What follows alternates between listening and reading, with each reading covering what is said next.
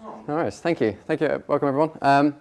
So my name is Ben, and I'm the environmental manager for Adnams, which I'm gauging maybe some of you have heard of.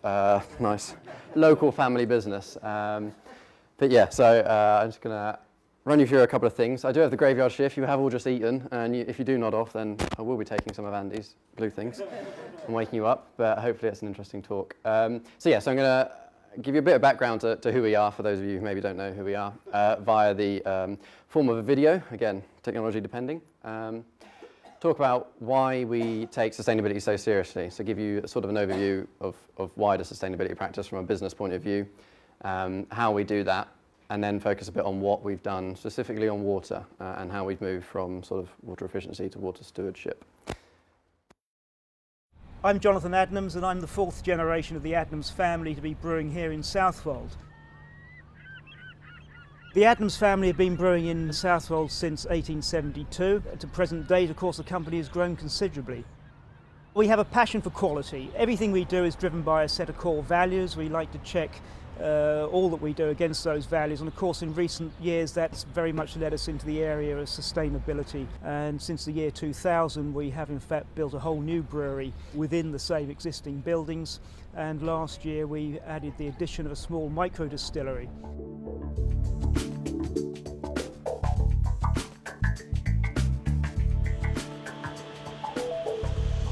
We take grain, so barley, which are basically the seeds of the barley, and we try and get those broken down into sugar, which the yeast then turns to alcohol and CO2 and lots of other flavours.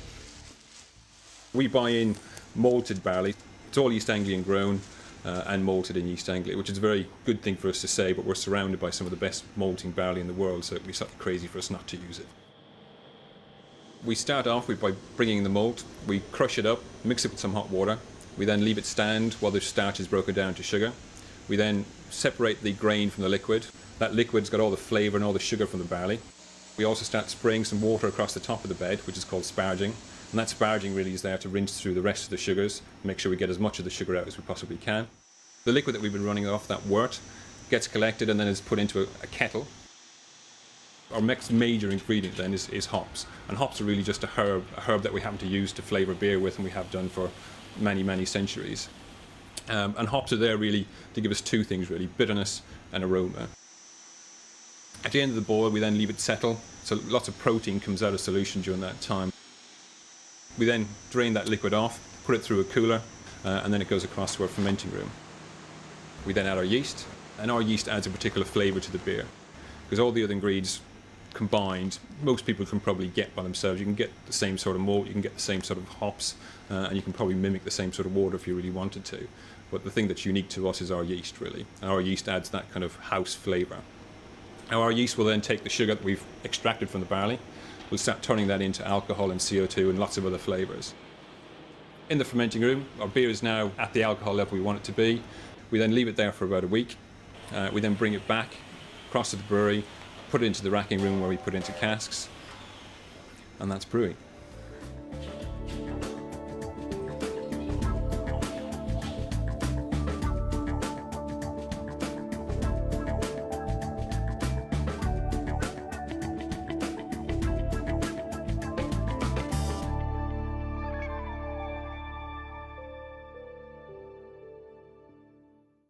So that was Fergus, he's our head brewer.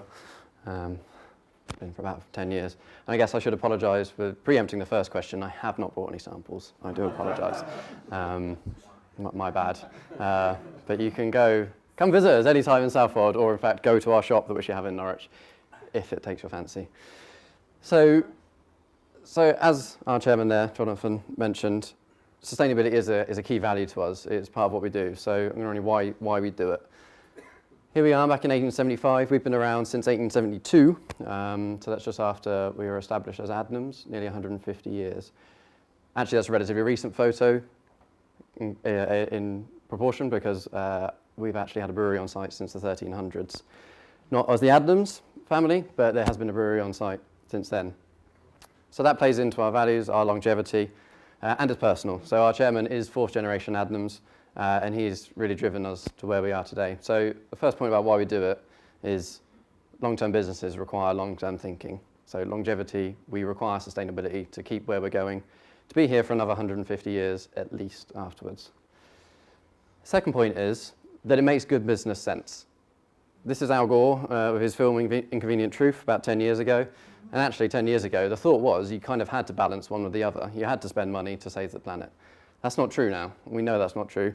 And I was with Andy at the event at Deutsche Bank on Monday, and they said, from their own mouth, the investment bankers, there are now enough data points to prove that it makes business sense to act sustainably. So we do that, and we actually follow a triple bottom line approach, we call it. So you can integrate environmental, social, and environmental thinking, and they all play into each other. So you don't have to spend money to save the planet. You save the planet, and you earn money in doing that. The same with social. So that's our second key point. It makes business sense. Third one is simply resilience against rising prices. We've all seen a very similar graph, I'm sure, and you've probably noticed it on your energy bill at home as well.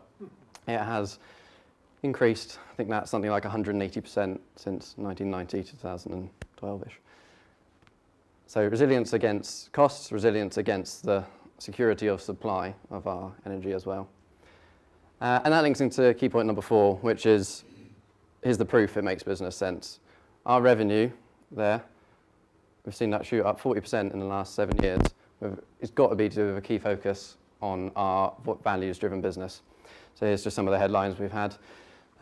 We had CNN come to our site, did a 30-second clip on us, and we value that at £500,000 worth of revenue because of our eco distribution centre, which I'll come into in a minute. So it really makes business sense, and also customers want it. I mean, there's probably even higher than that now. That's 2 years ago, but 84% of consumers think if we should be doing something to save the environment, then we should. So how do we approach it then? So here's the basis of how we look at sustainable, responsible thinking in the environmental area. Those 4 key categories: carbon, waste, water, biodiversity. It didn't always look like that, and it's evolved beyond that, which I'll come on to later as well. But it started with just a doing the right thing ethos. And that was driven by our chairman, our current CEO, Dr. Andy Wood, who joined the company 20 years ago and joined the board sort of at the turn of millennium. And we work with a company called Tomorrow's Company, who really sort of shoe us the future back then, and that actually a company needed to consider these things to be a successful business. Then about 4 years ago when I joined and my line manager joined, we wanted to sort of formalise it a bit more than just it's doing the right thing. So we came up with these 4 initially, and it's done quite well. I've put this up there a bit flippantly. I don't expect to read it. I'm going to highlight a couple of the key projects, but as you can see, we've come up with quite a few things that we've done. One of the main ones being, if any of you do know us and have been to Southwold, you may have driven past or even gone to our distribution centre, the eco-friendly distribution centre, as we call it. So 2006 was when this was built, and the idea was that we knew we needed to move out of Southwold. Our old distribution centre was in Southwold, right in the centre, partly because we were shaking Southwold foundations to the ground. We had nearly 60 HGV movements a day coming in. And we took that as a community responsibility that we had to take that out of town. Part of having the triple bottom line approach meant that our directors at the time saw the value in spending about 30% extra on building an eco distribution centre than a normal steel and concrete one. So there's a few of the things it's got on it. It doesn't require any artificial cooling or heating, so it's built with locally grown hemp and lime as opposed to concrete, and it's got sustainable forested glulam beams. There's a lot of claims to this building which were at the time correct. People like M&S have tried to out-trump us since, but it did have the largest green roof in the UK on it at 5,000 square metres. It's got the most ever used lime bricks, so 90,000 bricks used to make that. And it was the first building to gain excellent rating in the Industrial BREEAM scheme. There's a few other things we've added since. So we've got an anaerobic digester, which I'll come on again to in a minute. It captures rainwater harvesting, so we use that to flush our loos. Saves us around 80 cubic metres of water a month. It's about £800 a year in water we've got saving on there. So all of these projects do have obviously a water link, which I'll come on to more later. We've got LEDs, which is case in point that we do continuous improvement. 2006, LEDs weren't really financially feasible for a company to look at. We put these in literally at the start of this year, 10 years later. Nowadays, LEDs are like that. We have a rolling program. It's not even a question now whether we replace those because they're so well proven in the business case for environmental and economic saving. So that's that site. The AD plant, which we put in 2010, this basically takes food waste from the local area, as well as liquid waste beer. There is such a thing, unfortunately, and we try and minimise it. But we mix that in with food waste, which we gather from the local communities. So Waveney North, who are the local council. We've got connections with supermarkets like Waitrose, restaurant groups like Nando's. They bring in their solid food waste there. We abate the use of potable water by mixing it with our waste beer and create a slurry. And essentially these sit in underground tanks around here, generate, so about 12,500 tonnes a year generates 5 gigawatt hours of renewable gas. We feed that gas directly into the grid, which again was one of the first of its kind. Most AD plants were converting that gas into electricity and feeding electricity into the grid, but we feed gas into the grid. And that 5 gigawatt hours, to give you some relation, is basically what our brewery uses in a year. It's ever so slightly more than what our brewery uses. We don't directly take that from the brewery because this is 2 miles up the road, and the infrastructure to send it to our brewery would have been a bit too much. But that's the equivalent there. Obviously saves carbon emissions from diverting that food waste from landfill and generating green gas. And it's a self-sufficient site with a solar panel array behind it. The final point there, it has a byproduct, digestate, which farmers love. And we're currently trying to close the loop to send it specifically back to our barley farmers. It goes to farmers in general at the minute, but we want to close that loop, send it back to our own barley farmers, ultimately, who are growing barley, turn it into beer. That beer is turning back into digestate, which they grow more barley with. Some of the other things we've done, so waste treatment, as of last year, we're a zero to landfill company. Part of the AD plant has helped that, so 30% of our waste goes there.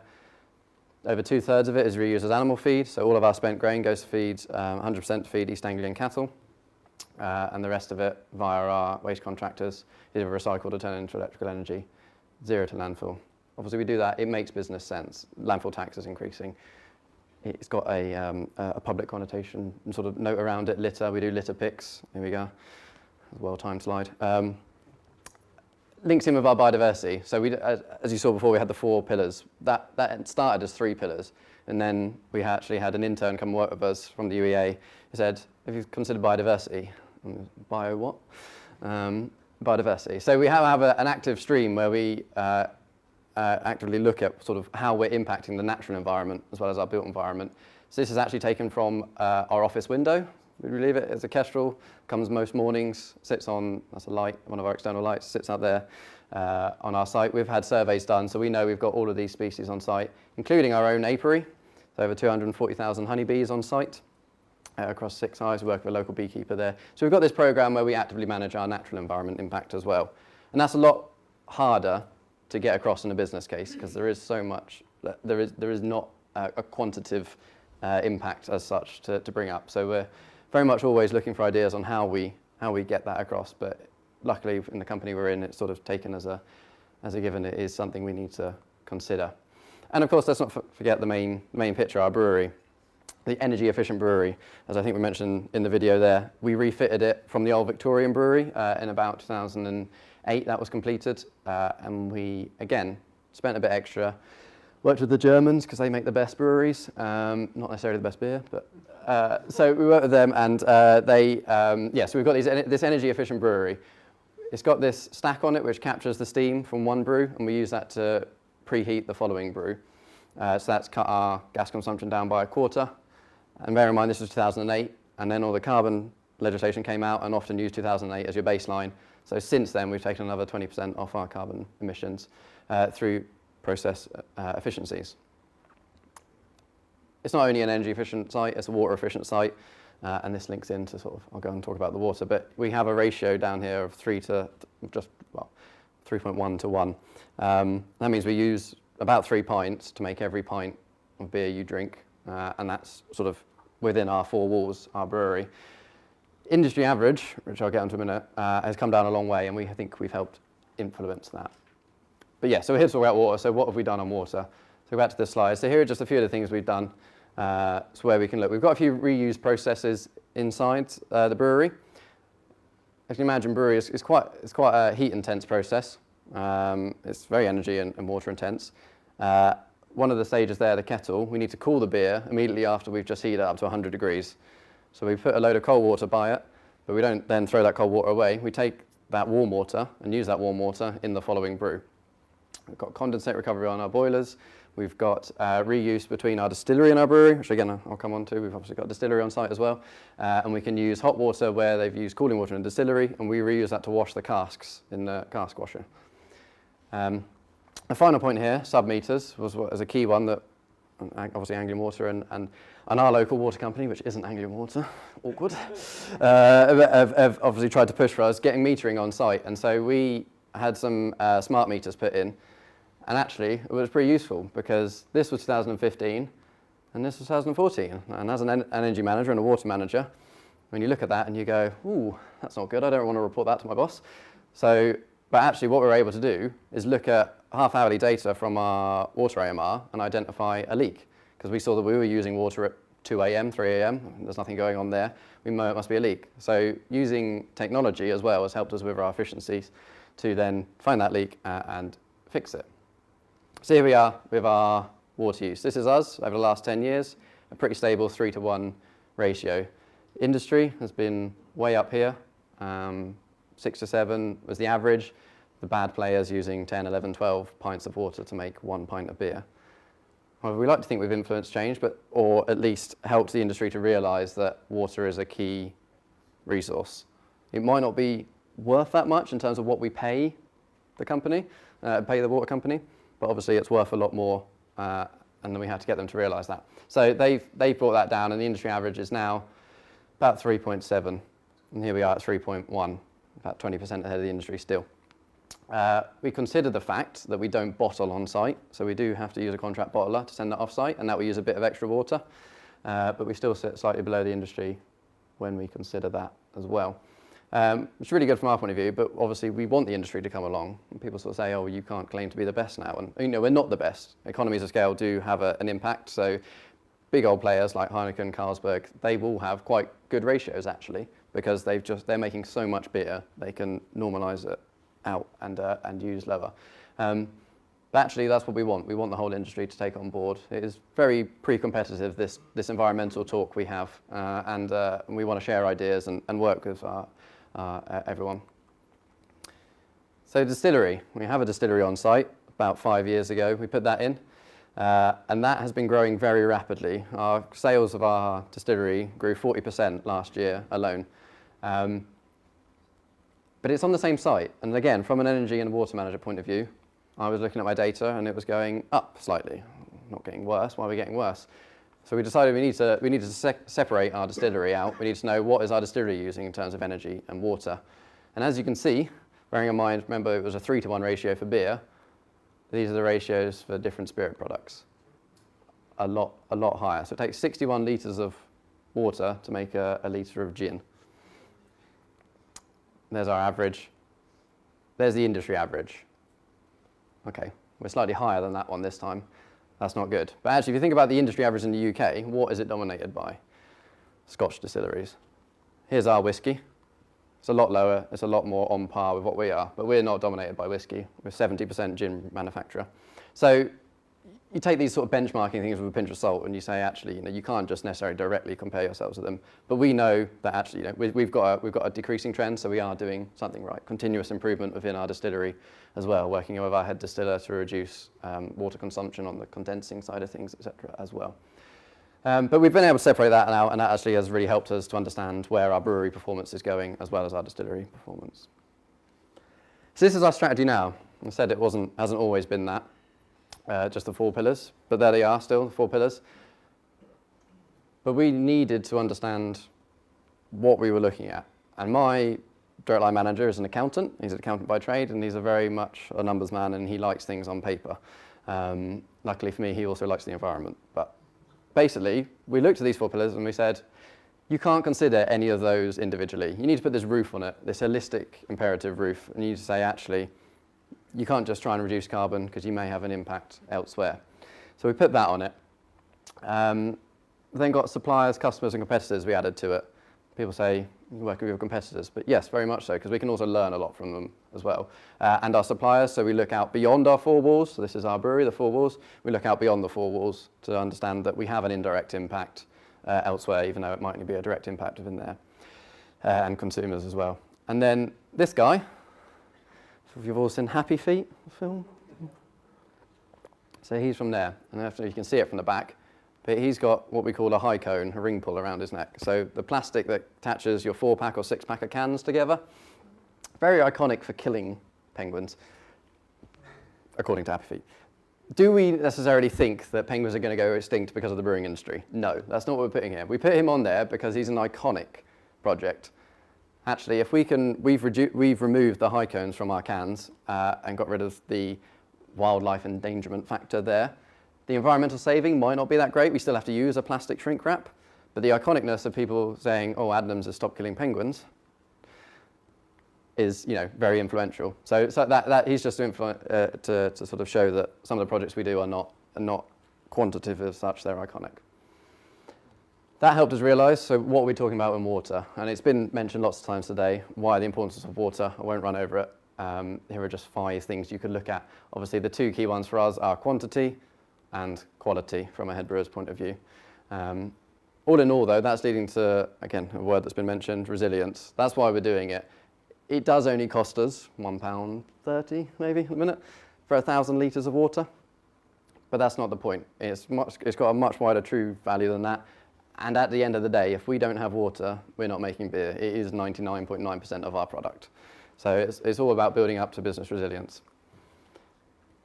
This has also been mentioned, which was quite interesting, and I was going to put it on and try and trump everyone. But one of the things, what does that mean? What's an example of our holistic thinking in water? Well, actually, we looked at desalination. We looked at trying to reduce our grid consumption. In fact, we were going to remove ourselves from the grid.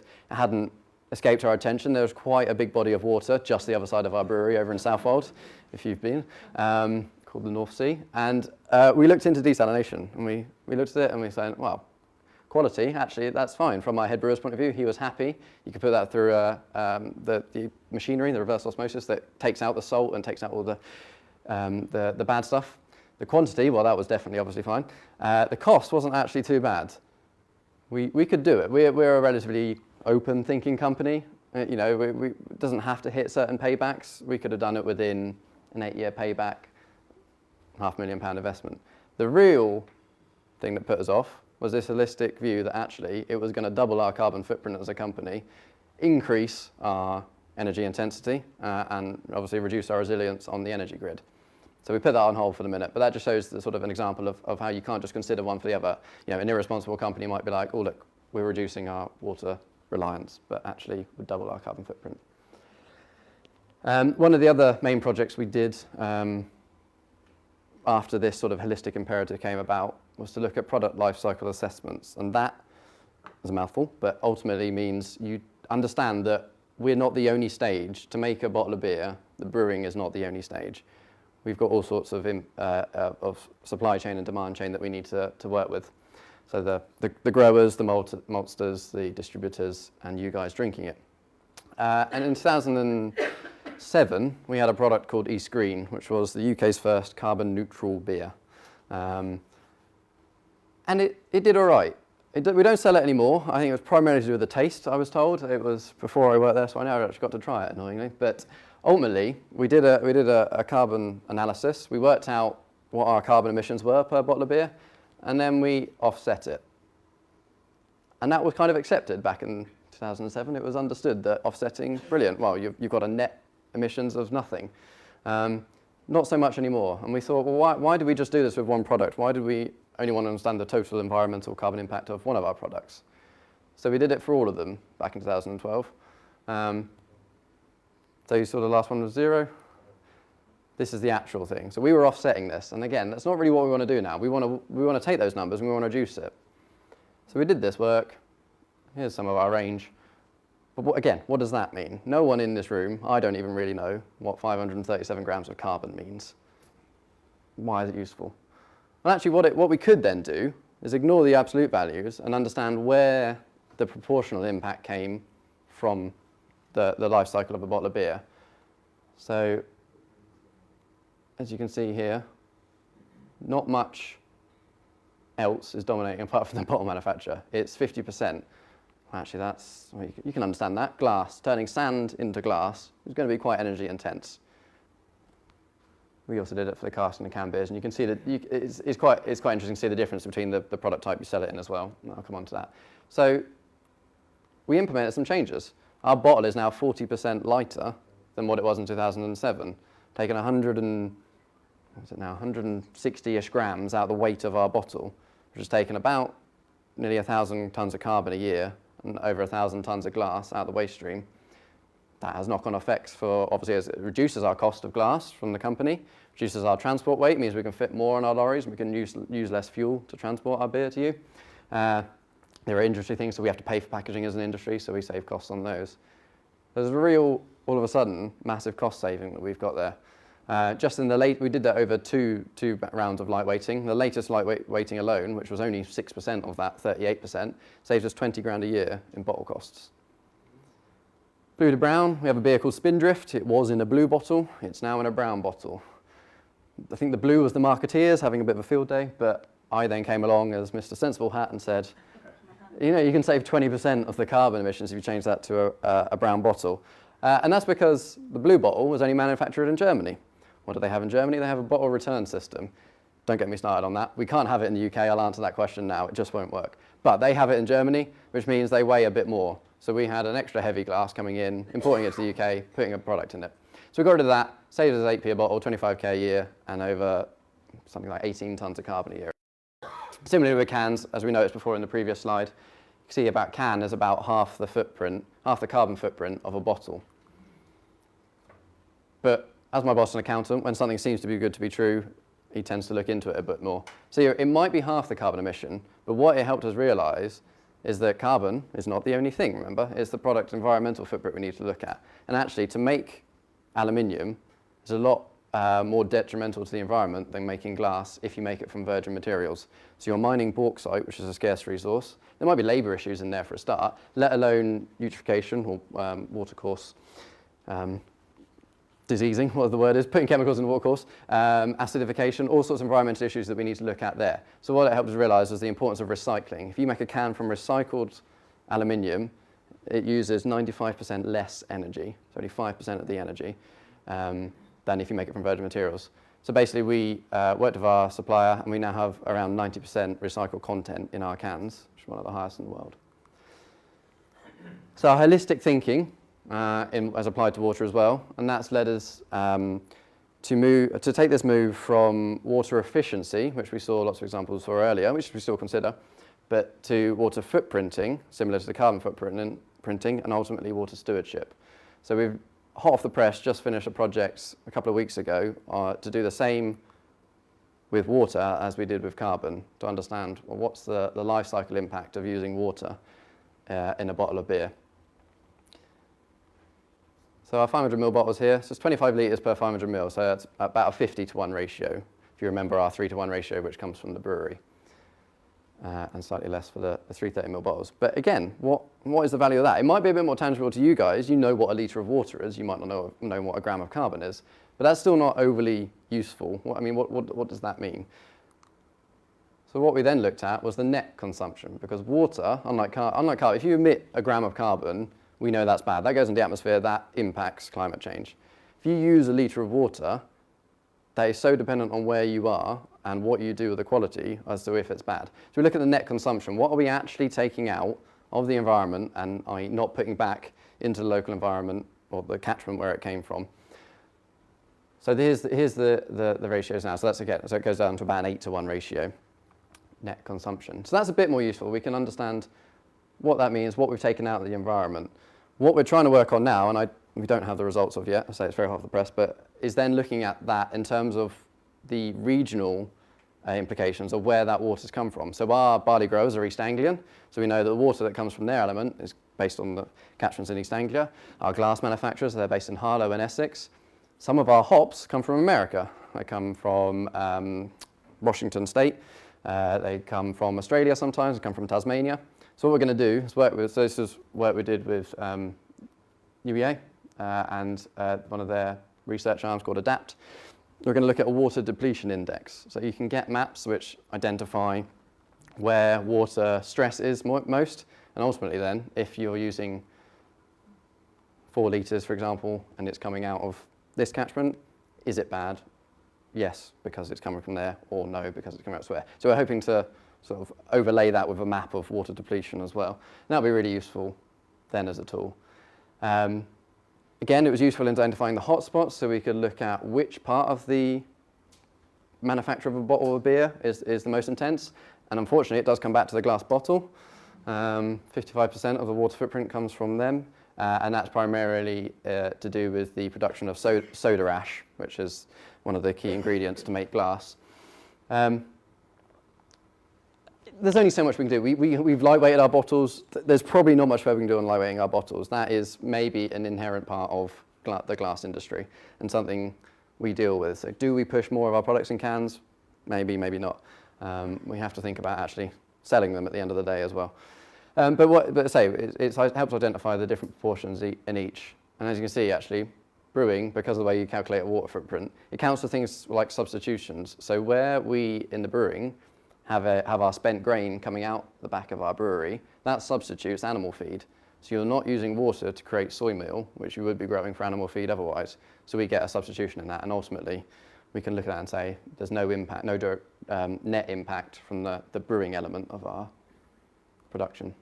And finally, we can look at the qualitative impact of our water footprint. Again, I don't expect you to read the graph. I don't necessarily even understand it, but that's eutrophication potential from each of our bottled beers and the different parts of the life cycle. And that's actually one of our ponds on our site. But it helps us understand is where are we having an impact beyond quantity? So we could look at this, and I can't remember which bit it is, but it's like one of that tiny little thin line there is actually the brewing. So okay, well it's not going to have much impact on there. But actually, the one above that is farming. We look at the quantity part of it. We know the farming, barley, and malt, about 1%. Quantity-wise, it's not that bad because barley is rain irrigated. It's rain fed. It's not irrigated in the UK, so there's minimal usage. But actually, from a quality point of view, obviously, with their applying of fertilizer and pesticides, there's a focus there. We can then work with our farmers to reduce that aspect. So that's the usefulness out of it, rather than saying it uses 25 litres to make a 500 ml bottle of water. Although it is staggering when you talk about kilograms of beef and 16,000 litres, etc. It kind of puts that into perspective, at least. Drink beer, save water. Finally, what it's allowed us to do, this holistic thinking, is that we can position ourselves as a company, as a sustainable, responsible company, knowing that we can have impacts. We can sort of look at our impacts in this holistic way. For example, the example I'm trying to get to here is our AED plant. Do we argue from the use of our AED plant that Adnams is potentially even a regenerative company? So it's giving back more than it's taking. Now this example only applies to carbon directly, but ultimately this is our AED plant. It saves this much carbon because it's diverting it from landfill, saves this much carbon because it's generating a green renewable gas. Here's our carbon emissions as Adnams. We own 50% of this company. One is greater than the other. And we don't imply that, we don't report that because that's not direct carbon reporting. But as a company, we are operating a facility that allows us to save more carbon than we emit. More carbon equivalent to about 300 homes, which is about half the population of Southwold when you remove the second homes, which is about 60% of the population of Southwold. So that allows us to consider everything in that light, and it really has helped us get to where we are as a values-driven, sort of responsible company. So I've got a video at the end, so that will take up the rest of my time, hopefully. What I finished with is a summary slide, and it's more business-driven, but ultimately, we had a very good talk. Andy, I don't know if you were at this one. There's one of the events me and Andy go to is it's a guy called Professor Alex Edmonds, who's a professor of economics at the London Business School. And he posed a question that should a business pursue purpose or profit, with the answer being yes, which isn't overly helpful. But it used to be viewed that as a business, all you're out there to do is make money. You need to make money. No, we don't deny, we know we have to make money to continue. That's not who we are. But the view is now that actually, if you're a purpose-driven company, the profit will just follow. Because everyone out there now wants to source from companies that are responsible, that are ethical. They don't want green products. Again, another reason why our carbon neutral beer maybe didn't do so well, because it is potentially seen as a gimmick. Oh, look, they're doing the token gesture. such as maybe VW and their Blue Motion cars. Tick box. But so yes is the answer. So we need to do both. Obviously, we need to make money. But if we pursue purpose, then it will follow. We're a long-term business. We care about long-term issues. They are one and the same now: environmental and economic, and obviously social sustainability. And you need to think holistically, otherwise you're going to make irresponsible decisions. I'll finish with one more video.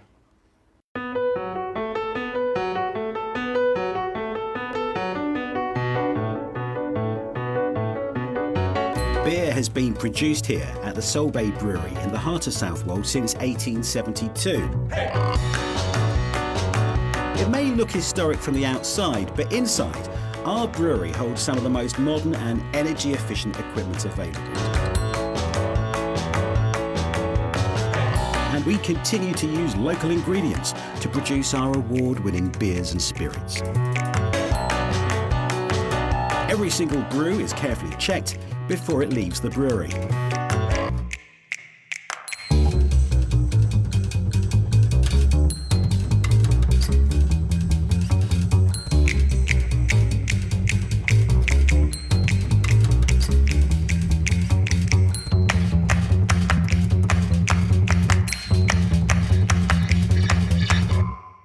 And the same dedicated hands-on craft is also put into our whiskey, gin and vodka, all of which are made at our Copperhouse distillery. Our beers and spirits are served in our pubs and hotels, sold in our stores and distributed across the UK and around the world. The community we work with and the environment we work in are very important to us. We've adopted a stretch of Southwold Beach in conjunction with the Marine Conservation Society, which is kept free of litter by dedicated volunteers.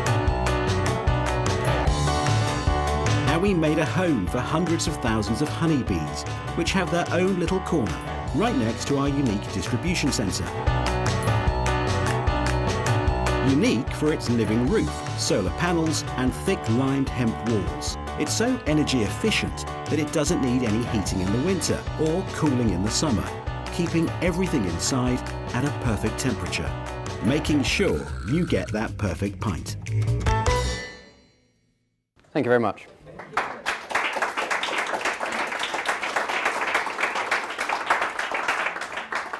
Thank you, Ben. I think that was a very inspiring presentation. It certainly helped confirm what I've recently learnt, this idea of the triple bottom line. That's a great concept. I've been trying this out on my accounts manager at UEA, and he looked at me aghast. So there's obviously certain businesses that have got it and others that are yet to catch up. So Definitely, yeah. thanks for demonstrating that so expertly. But any questions from the audience?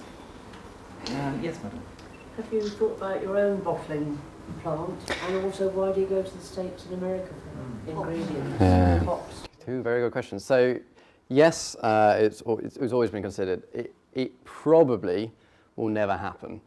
It is not economically viable. The amount we produce and the investment costs that bottling lines take, about 25% of our production ends up in a bottle, and the numbers will just never play into effect ultimately. The bits, it would be nice because the bits we could save, we could improve the energy efficiency, etc. There, at the end of the day, we're not going to be able to make the bottles ourselves either. So that's where the biggest impact comes from. So yes, we consider it, but it involves space and land, which we certainly don't have in Southwold. And yeah, the investment is never going to be there. The sourcing of materials, again, a good question. We still have about 50% of our hops coming from the UK. But the thing about beer is, if you're a beer drinker, you know it's the hops that provide the flavour. And in honesty, hops are just a herb, and like many other fruits and herbs, you just simply can't grow some of them in the UK. So it's the climate you need that they have to grow in the States or Australia, because that's how they acquire their specific flavour, which is what defines a beer. So that's simply the case. But it's about 50-50 at the minute, 50 from UK, 50% from the rest of the world. But all our barley is East Anglian barley. Okay. Reducing the glass in the bottle, has there been any sort of breakage problem? The shape of the bottle is an inherently strong shape. It is, and we've got a bespoke bottle. So if you know the Adnams bottle, it says beer from the coast along the bottom, so it's embossed, and it's a very unique shape.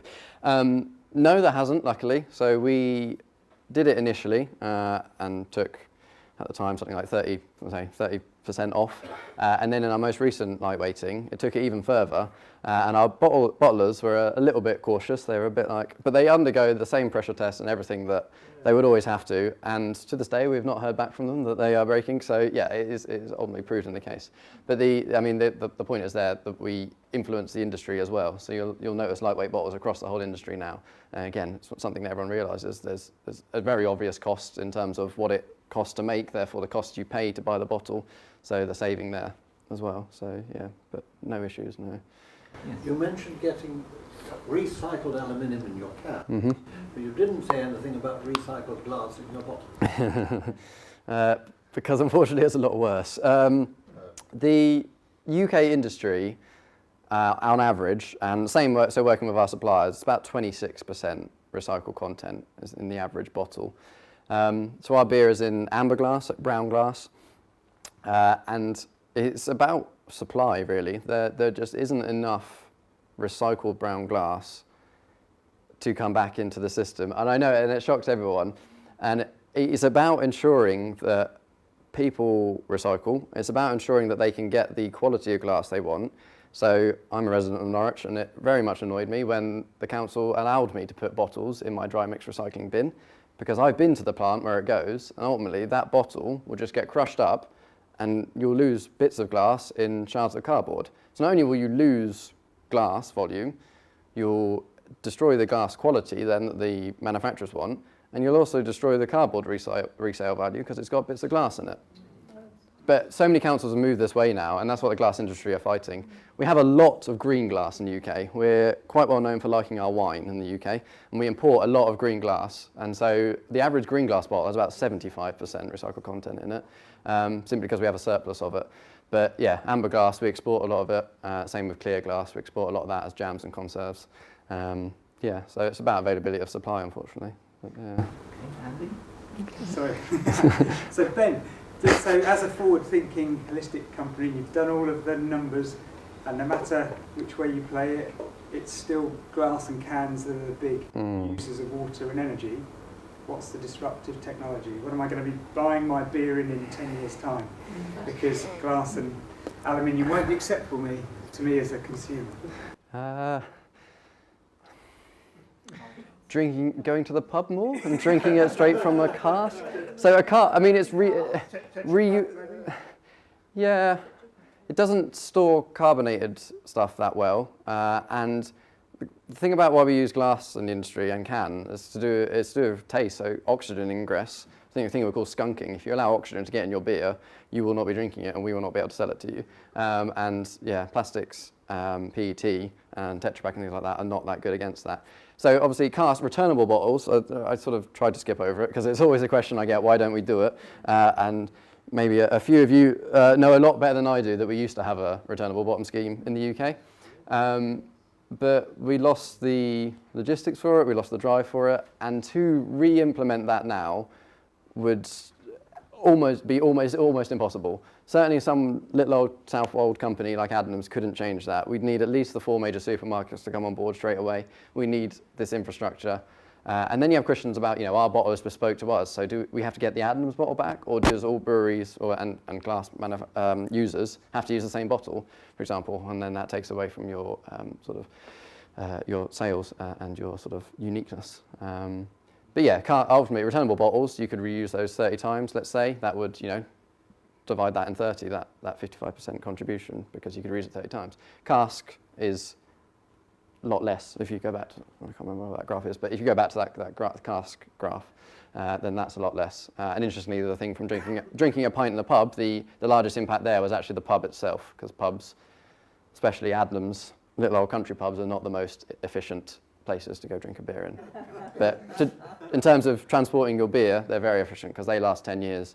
They get back to you within 6 weeks, so they've got thousands and thousands of uses per manufacturer of a steel.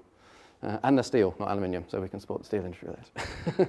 Ellen, I'm wondering what you're perhaps thinking here. I know you're interested in people's behaviour and water use. This is a bit different to what you're studying for your PhD, but I just wonder, as a behavioural scientist, do you have an observation to make? Yeah, no, I think you're doing absolutely fantastic work. I think maybe one way that you could move forward is obviously a lot of the things that you're doing are very internal and you're not engaging the consumer. And so there's obviously potential there to work with the people who are drinking your beer. Yeah. Very much so. We often get picked up about not shouting about it enough. And there is that balance to find, I think, as a company. We did go through an era, 2008, 2009, of greenwash, and everyone just thought they were doing it to tick a box, and you were just, if you were shouting about it, then it was a marketing tool, and that's not what it is. It's a business, it makes business sense for us. But you're right, we do get picked up on that a lot, and we do try and go out there and tell the story. So that video I showed at the end, reason I showed you is it's probably where all of our marketing budget went last year. So I need to show it, but so our new public-facing videos now talk about our sustainable approach as well within there, and we try and get out there. So we're the sponsors of the boat race now, and at the boat race on Easter Sunday we were down there, and we had part of that was a recycling campaign we had going on with it as well. So we do try and get that message out there to the public as well as our suppliers. So we're doing a lot more work with our suppliers now through this sort of product carbon footprinting work, and also working with our barley growers. So we have a barley growing group, for example, so we know the exact 16 farmers where 100% of our barley comes from, all in East Anglia. So things like that, we can go out there. And that's kind of that newer thinking, that framework, as I say, you think with your suppliers and your consumers and your competitors as well, which we've really introduced in the last sort of 2-3 years. Yeah. Ben, you're doing the wild hop. We will be doing wild hop again, yeah. So that's very true, yeah. So community engagement bit. So hops do just grow wildly; they don't have to be farmed. So we did past couple of years. We've done an engagement with local consumers, where if they find hops and own the land, they can go and pick the hops, and they will then essentially be an owner of that beer because they have submitted to the ingredient side of things, and we use a wild hop beer, and we should be doing that again this year, yeah. Okay, one last question. Yes, Alice. By what means are hops imported from Australia? By plane or by sea? Never by plane, yeah, no, always by sea, yeah. Why can you not grow them in this country?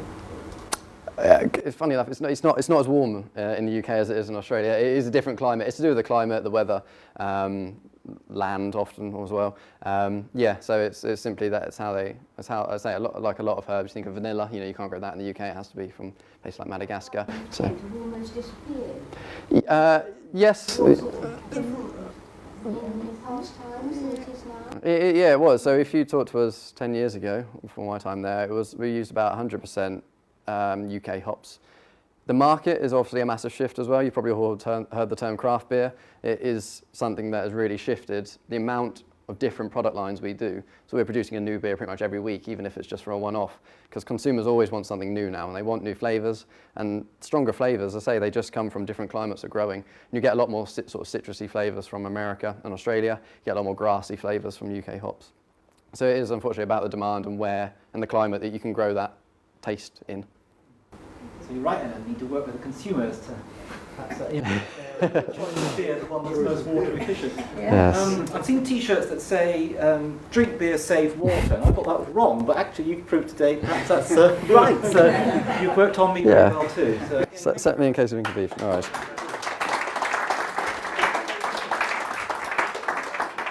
Okay, well we'll change the subject again now with Richard Pither here, who's from Village Water, to describe to us some work in Zambia on providing water and sanitation to rural communities, which I think picks up quite nicely to the Sustainable Development Goals that I introduced first thing this morning. Good afternoon, ladies and gentlemen. I'm probably your mystery shopper because my organisation is the only one that's not a household name to you. Village Water started about 13 years ago as a UK-based charity. I've been involved with them for around about 10 years. I'm now on the board of trustees. We are still a relatively small organisation in the UK with less than £1 million turnover, but we have got this distinction of being the smallest organisation to win a UK aid grant in our particular sector, and we concentrate our efforts in the western province of Zambia, which is, I'm sure, is to our credit, because we're still there 13 years later, supporting where necessary and ensuring sustainability. We have earned a great respect from the Zambian government, and that's now earned us a seat on many of the policy-making bodies in Zambia. My name is Richard Pither. I started off life as a chartered surveyor, I think, a long time ago, it seems. And I've been involved and instrumental in introducing new techniques for low-cost, low-tech well boring in Zambia, and I've got a particular interest in the trustee governance back here in the UK. Thank you. So,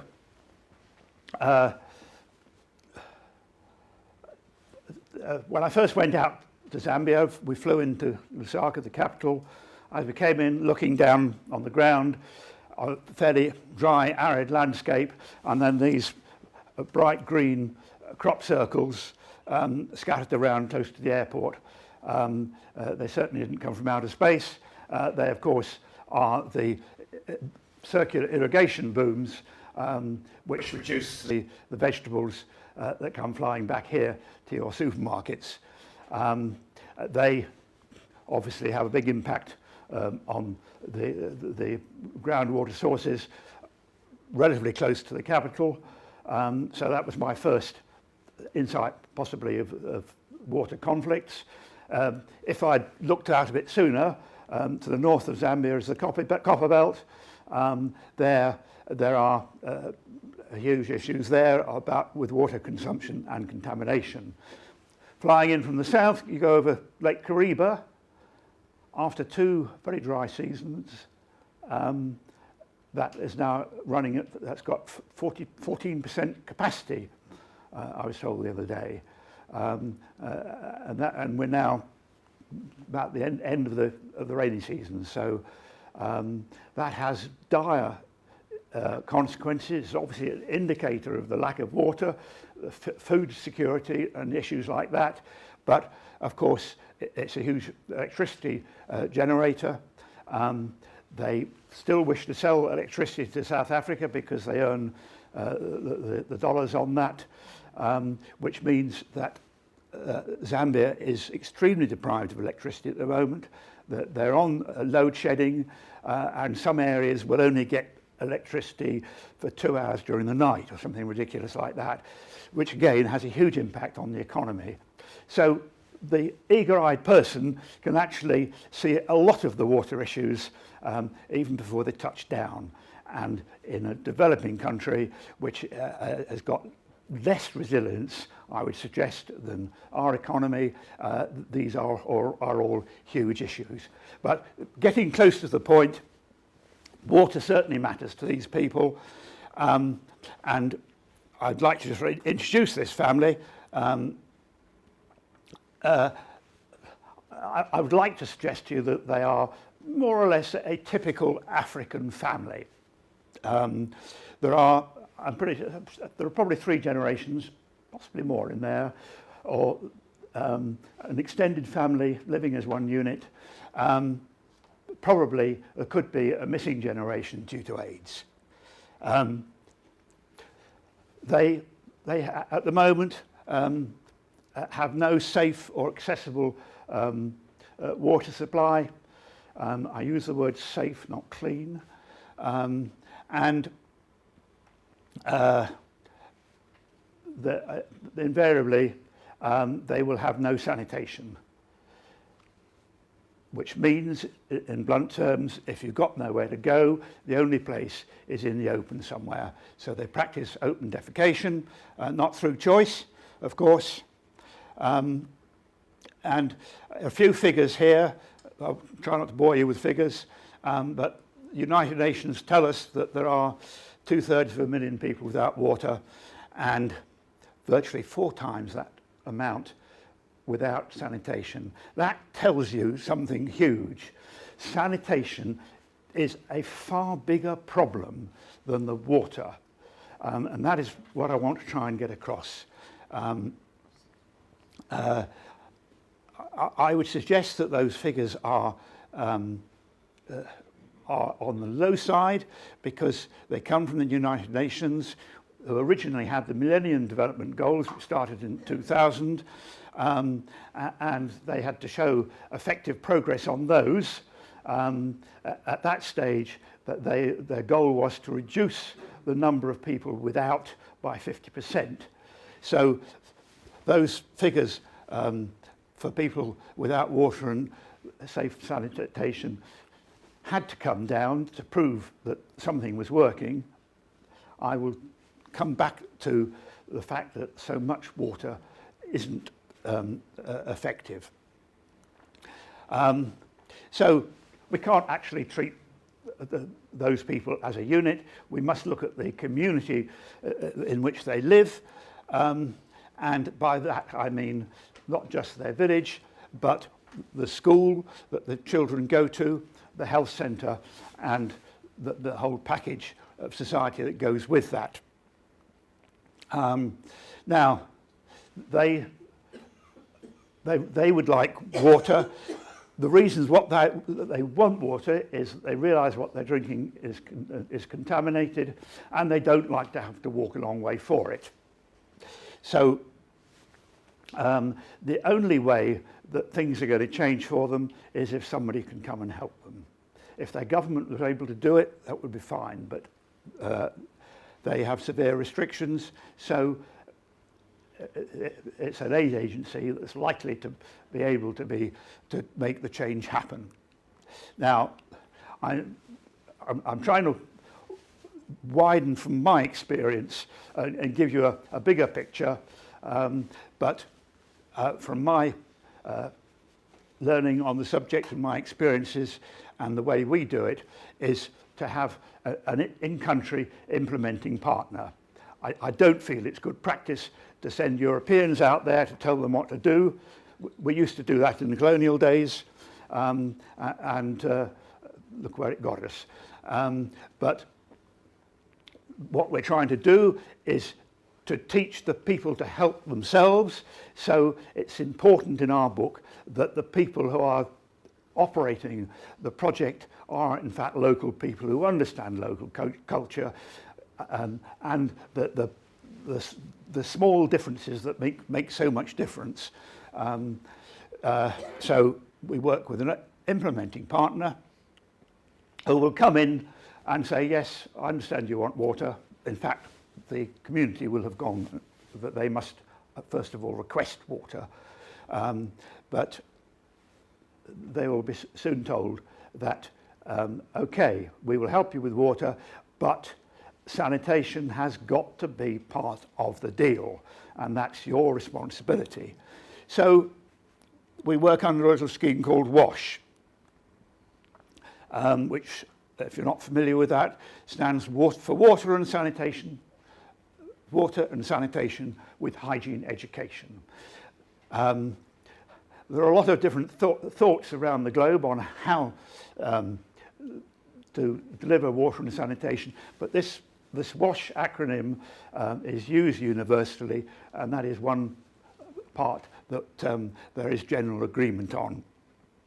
It's a pity we couldn't have made a word the other way around, because it is essential to start with the hygiene education, the sanitation, and then it's only when the community have shown real commitment to the sanitation do they get the water. If we put the water in first, they would say, thank you very much. No thanks, we won't bother with the rest. So that's the way it works. Now, a few frequently reported problems. I should have put a credit here. This comes from a report by Engineers Without Borders, a Canadian operation, and these are the points they've made. Water points not well mapped. What is the point of going in, putting a water point in a village, driving away? Oh, where were we? In the middle of the bush? It has happened so many times that the inaccurate records of the implementing agency and a total lack of records with the authorities as well. Water technology with a poor track record. We hear so many times of people thinking that they've got the wonder solution. They've got this super gizmo. It's going to turn around the delivery of clean water or safe water. In actual fact, you have to be very specific to have the right technology for the right set of circumstances. I hope, if I've got time, to come back to that. Implementing organisations don't take local variables into consideration. It's a similar theme. It's got to be low tech so the communities can maintain themselves. And this is what this report said, that 90% of water points fail within the first 3 years. If that is a real statistic, it's no wonder that the local population get fed up with agencies coming back time and again to do the same damn thing again. Water and sanitation is not the end product. You've got to be able to see beyond that. And the immediate benefits are an improvement in health, which is seen very quickly, and an improvement in education. If the children are healthy, they're going to be able to attend school, and especially with the girls, if they're not held at home to do the drudgery of water transport every day, they're going to get a better education. With better health and better education, the direction those communities are going to go is upwards. All sorts of development opportunities arise, including economic. The aid agency can't do this on their own. They have to, if they're responsible, work with all the statutory authorities, by which I mean the central government, who would normally have a policy, and lots of policies usually, a local government authority that is responsible for implementation, a health authority, and the education people are huge stakeholders. And you've got to work with all those. They're usually grossly underfunded, under-resourced, but you can't work in a vacuum without them. There's also the private sector. You can't work without them. If we go back to Andy's organisation, they rely on private sector people to build their infrastructure. When the water gets to the houses, we rely on plumbers to put it in, sanitary ware manufacturers and merchants, and so it goes on. There is no private sector there. It has to be established, and that is something that the aid authority have got to look at. I'm thinking at the start of things, people like pump minders who have got daily responsibility, pump menders who come in when there are problems, manual drilling teams, and I hope to have time to come back to that one, and people working to upgrade basic latrines, provide toilet paper and chemicals and the other things that will be needed once people start using latrines. Now, it's beginning to look a little bit of a complicated picture, but we haven't finished yet. There is one absolute essential missing from the screen at the moment. You need the wherewithal to do this. You need to find the donors. And, excuse me, the donors are likely to, some of them, ask difficult questions. There are people in the street who give £1 at a time, but there are also international donors, UK aid, US aid, Bill Gates, and the big boys. Not that we've got near to Bill Gates yet, who want to see what effect their money is doing. So there has to be a system of monitoring and evaluation. to prove to them that the water and the sanitation is doing what we reckon it's going to do, and that we've got a sustainable system. And by involving all the different elements here, we are getting close to something that might be sustainable.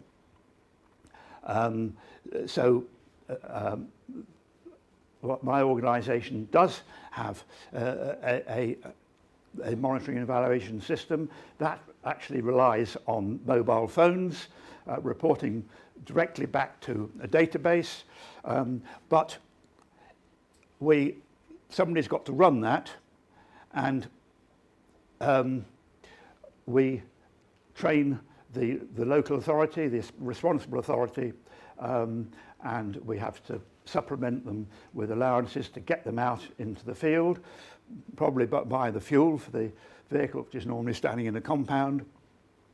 And so we have to support them with training, technology, and a certain amount of financial assistance to get them out into the field to monitor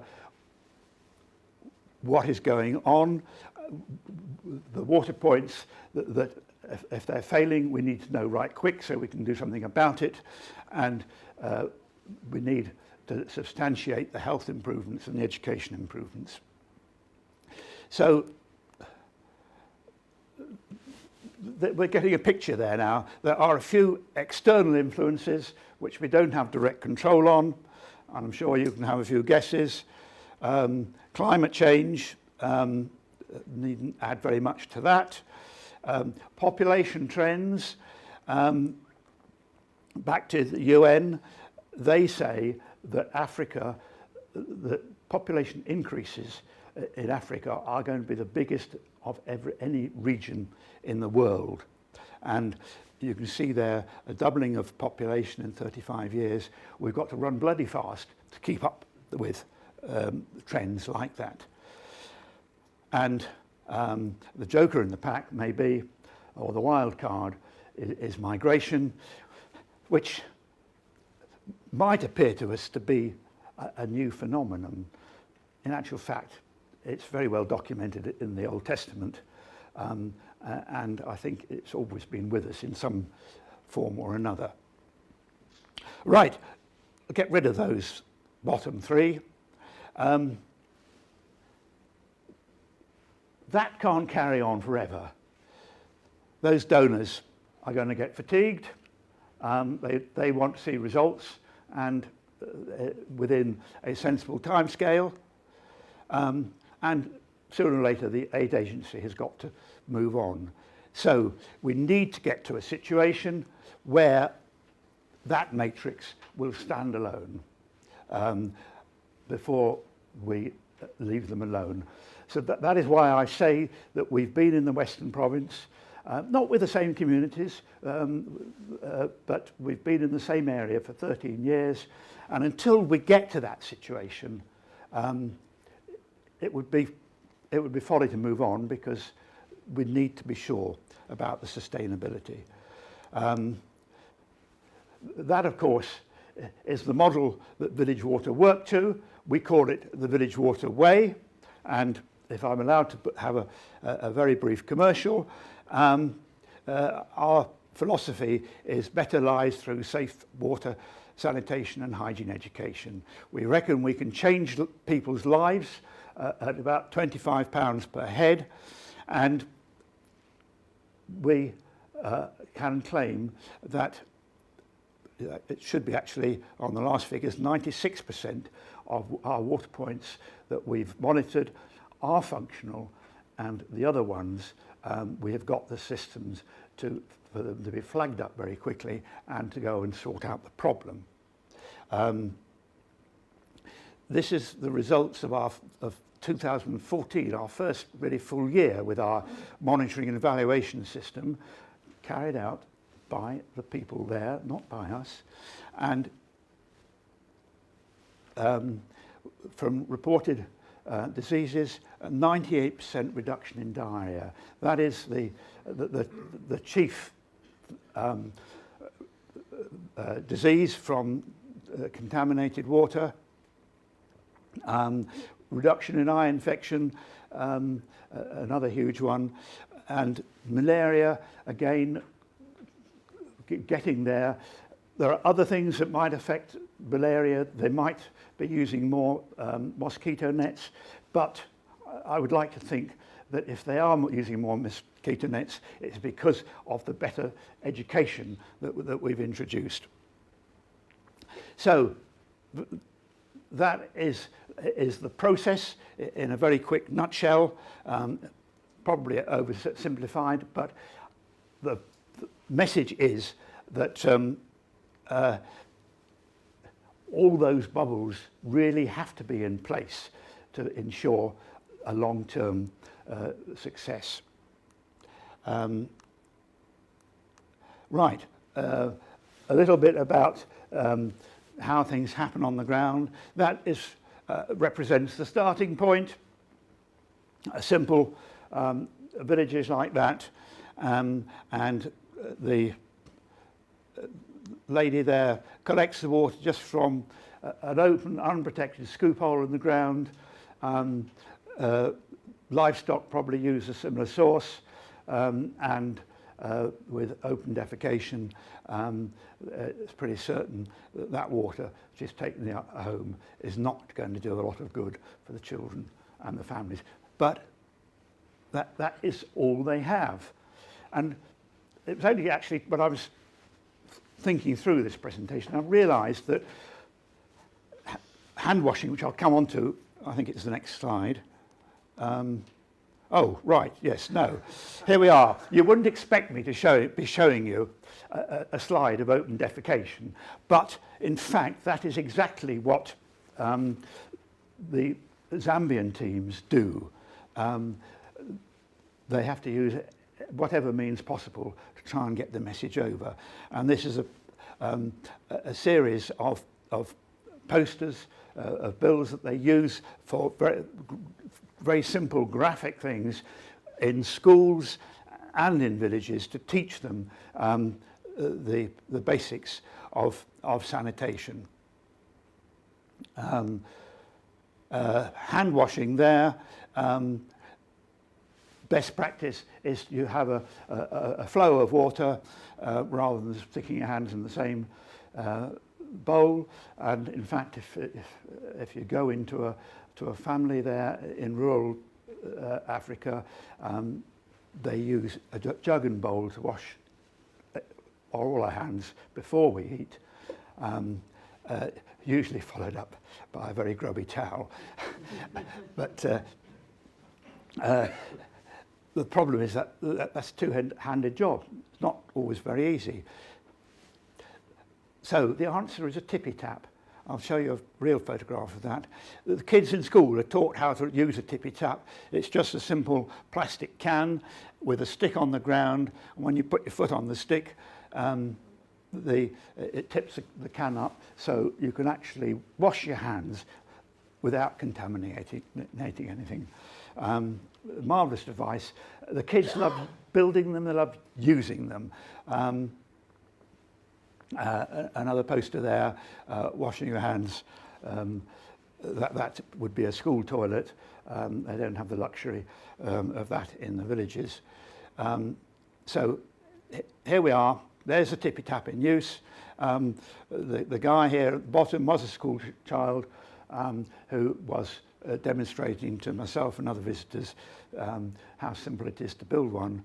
And by working in schools, it's a wonderful way of getting the sanitation message into the villages, because the kids go back home without any restrictions. They will tell their parents what they've learnt today, and why don't we have a tippy tap or a latrine. Whereas if you go into the villages, you have got to get through the wall of male-dominated village elders who are usually very reluctant to change, but going in at the bottom really has great benefits.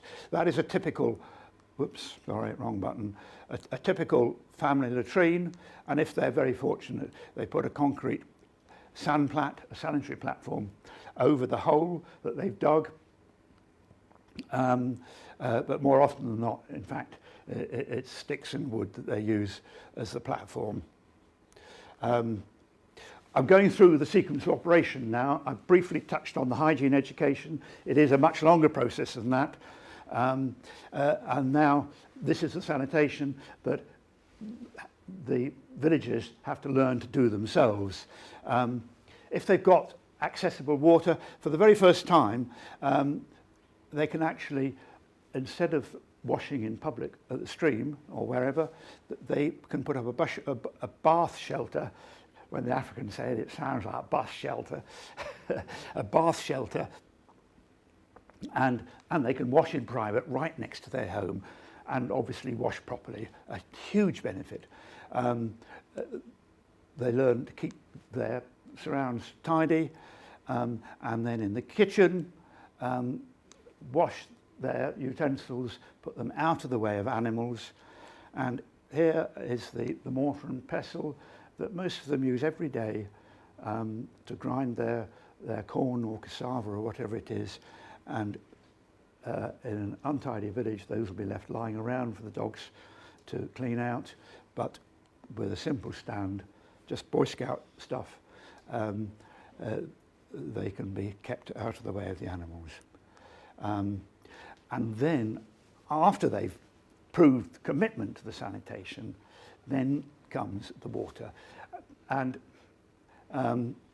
we use this type of pump. It's called an India Mark II.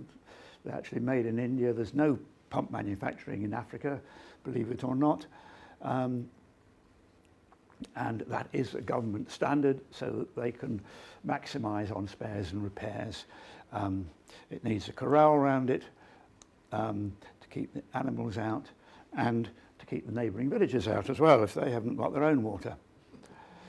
Now, I'm usually asked at an early stage about the technology of getting the water out of the ground. May not be getting it out of the ground because, contrary to what Keith would have you believe, it comes from above. And in some circumstances, there can be reservoirs and gravity-fed systems where there are tin roofs. Rainwater collection is a feasibility. But in the western province of Zambia, this is one of the local...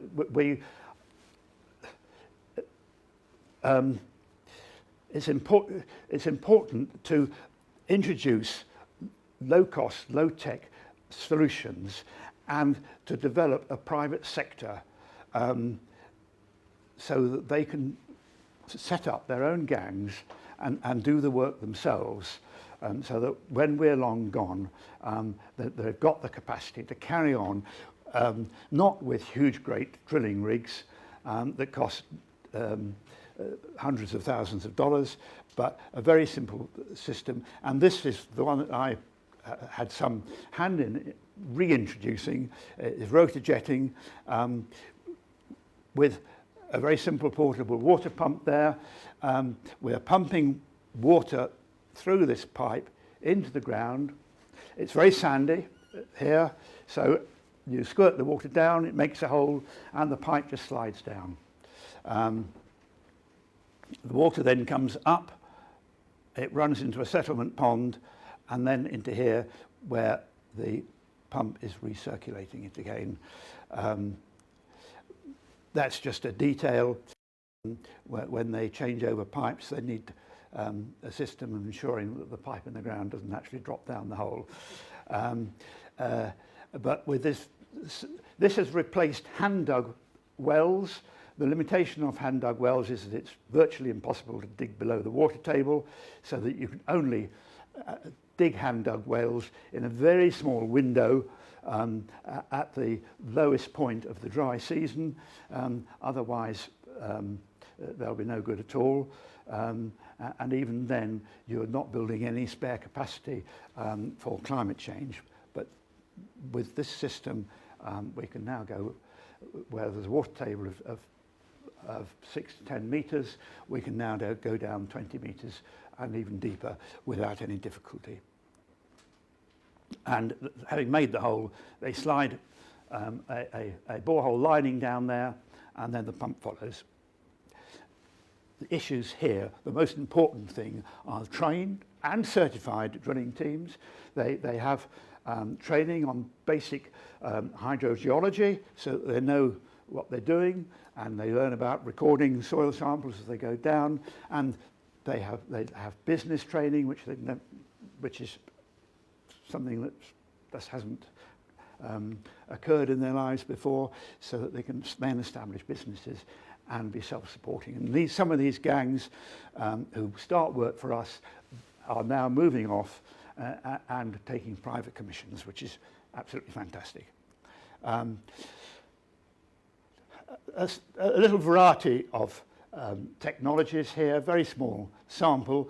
This was in a trial demonstration area in Malawi. You might have come across the elephant pump. That is in its stripped down form, something akin to a bicycle wheel there with a handle, a piece of rope that goes down and comes up this plastic tube. The rope has got discs of rubber just cut out of car in the tube, and so as those rubber discs come up this tube, they pull the water and it comes out there. Absolutely incredibly simple. Not really proving itself to be super sustainable. I'm not quite sure what that was, but I think it was an experiment or development for roof water catchment. And then, of course, there's a whole side there, an industry supplying chemical or mineral filters used in a very similar way to how many of us have a plastic water filter on the draining board. Does anybody recognise that? I hope not, because I want to use it as my example of inappropriate technology. Hundreds, if not thousands of them, these were installed. It's a playground roundabout intended for children to pump the water up to the storage tank. What a marvellous idea. Unfortunately, play is no longer play when it's a daily chore. What happens in the school holidays? The technology was rather complicated or unduly sophisticated. The idea was that something like the AA would come out when you phone them up within 24 hours and rectify anything. And this system was installed willy-nilly all over southern Africa and I think southern America as well. But I don't wish to criticise other people's efforts, but I just use that as an example. So I bring you back to that matrix that I carried you through. And what I want to do is emphasise that from our experiences, you can't just go and find a village that needs water and give them some money for a well. It's a complex system, and I would like you to think about the two S words. Sustainability, obviously this is intended to produce maximum sustainability, and the other one is the sanitation, far more complex and in my opinion important than the water. There's a greater need for it. With that in mind, I would love you all to go home, tell everybody that my take on water was crap. Thank you very much indeed.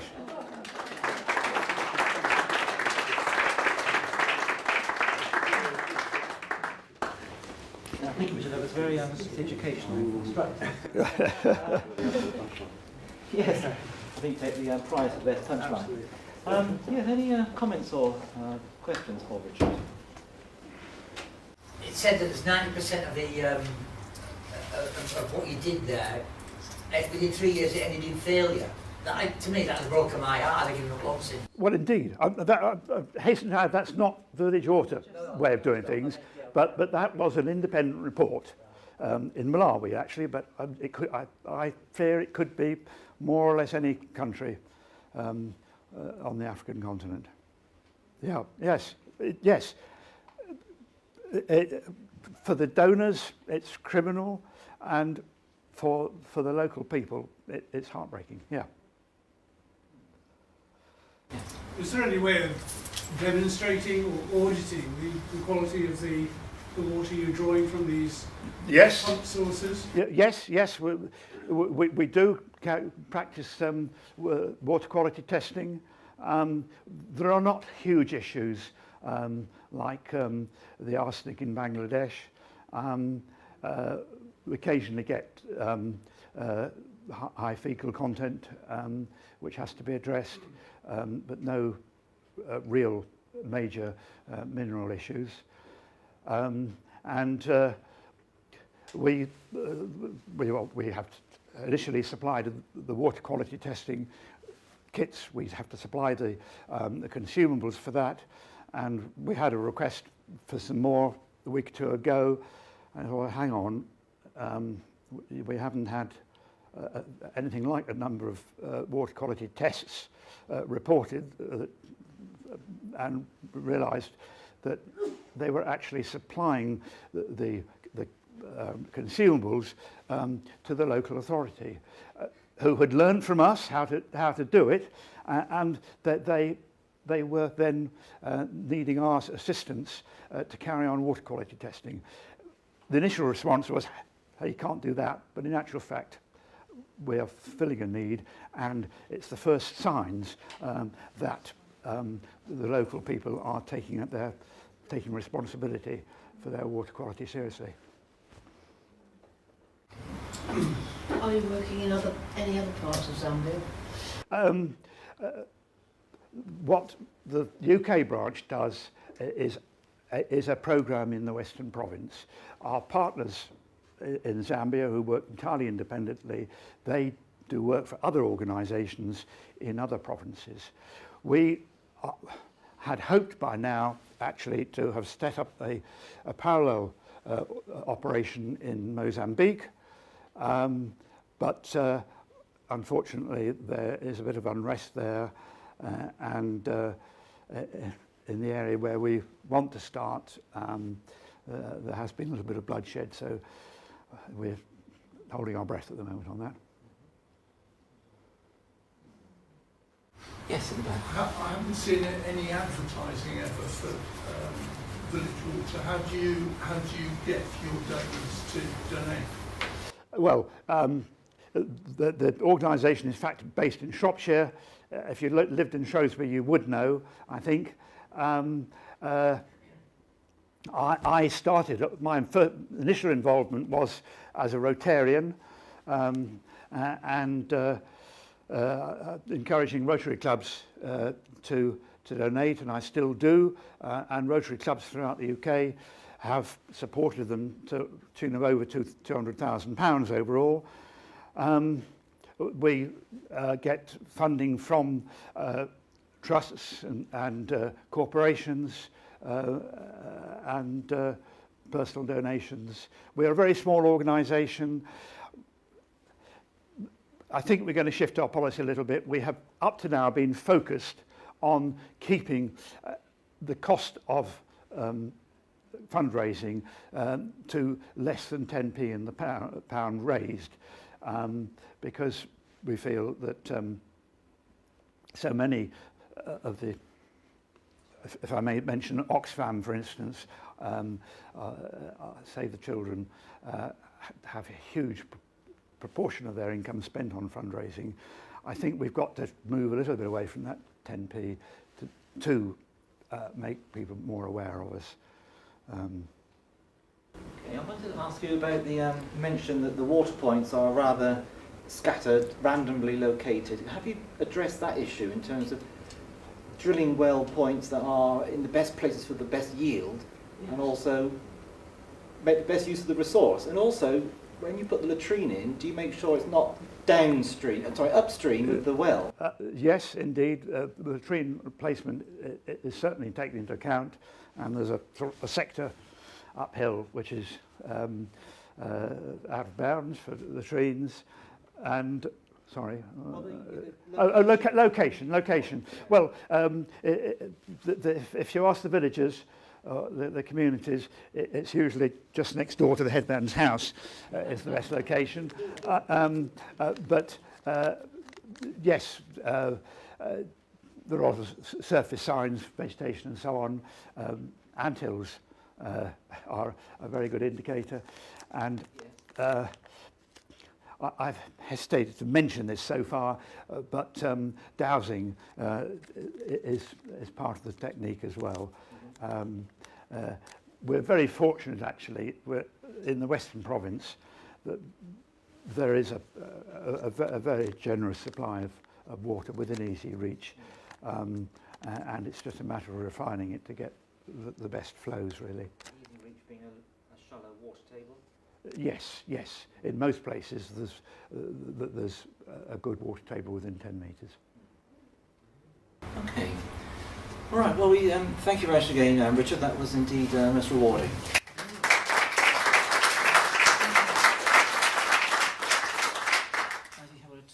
Business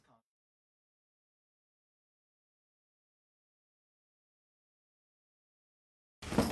Okay, thanks, Trevor. Really well, David Dimbleby. It was just an analogy that came into my head. Perspective to sit in the middle of the speakers like this. Well, I am happy to take a question from the audience.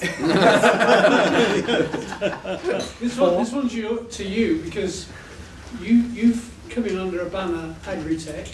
Yes. As is your colleague. Yeah, Rachel. Sorry, Ruth. Yeah. Colleague. You haven't actually said what Agritech is, or what the water cluster is. Could I ask you? Well, yeah, we haven't said a great deal. You did mention some of the activities in your presentation, Ruth.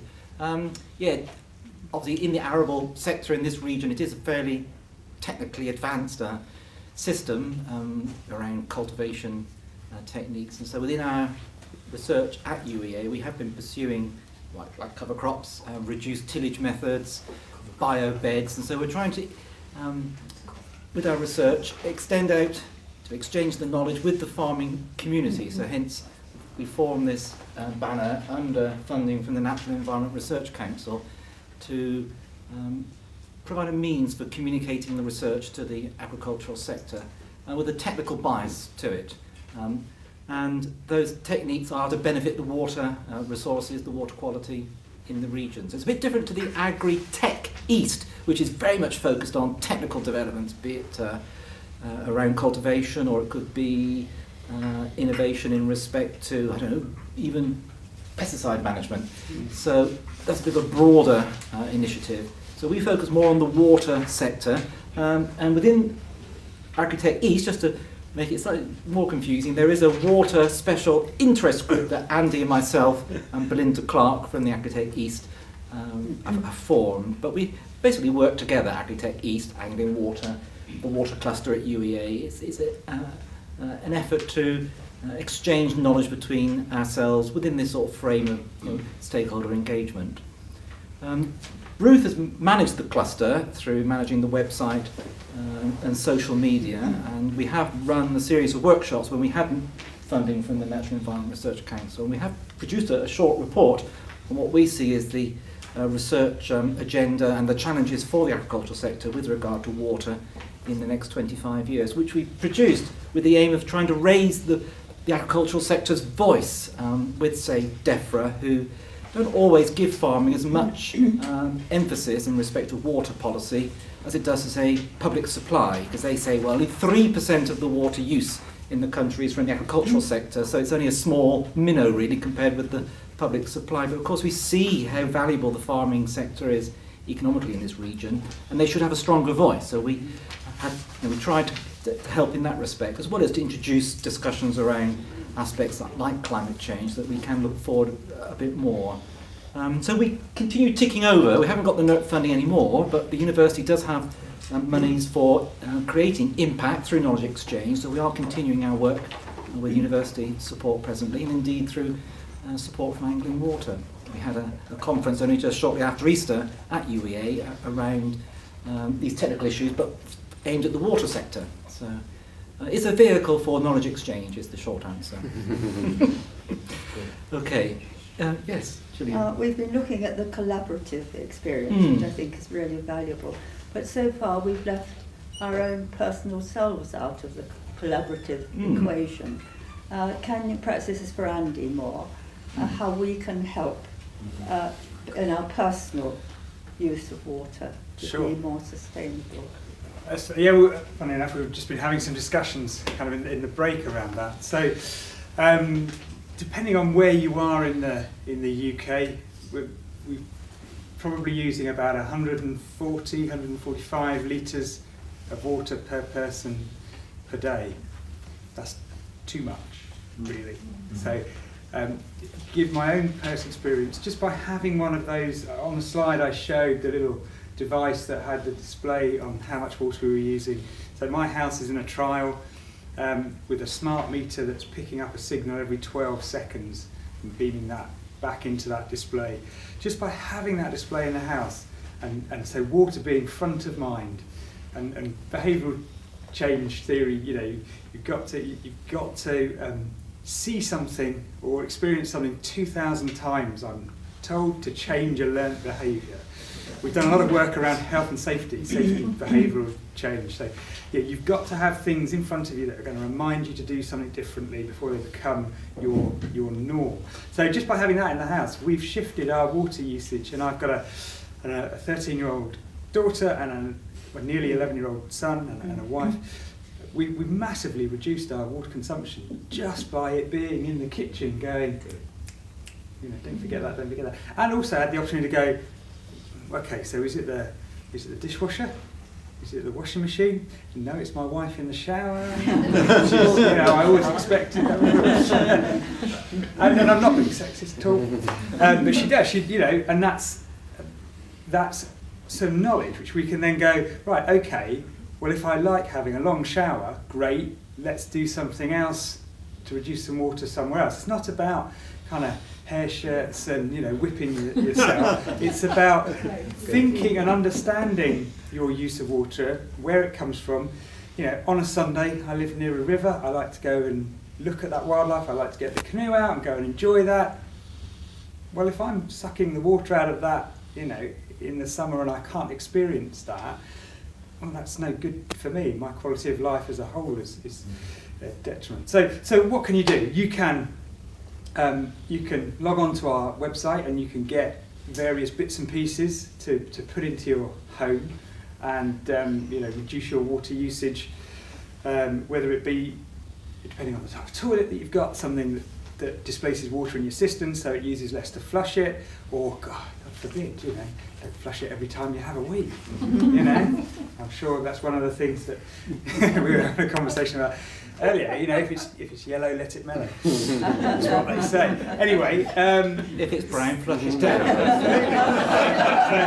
You know, there's a scale of interventions that you can take.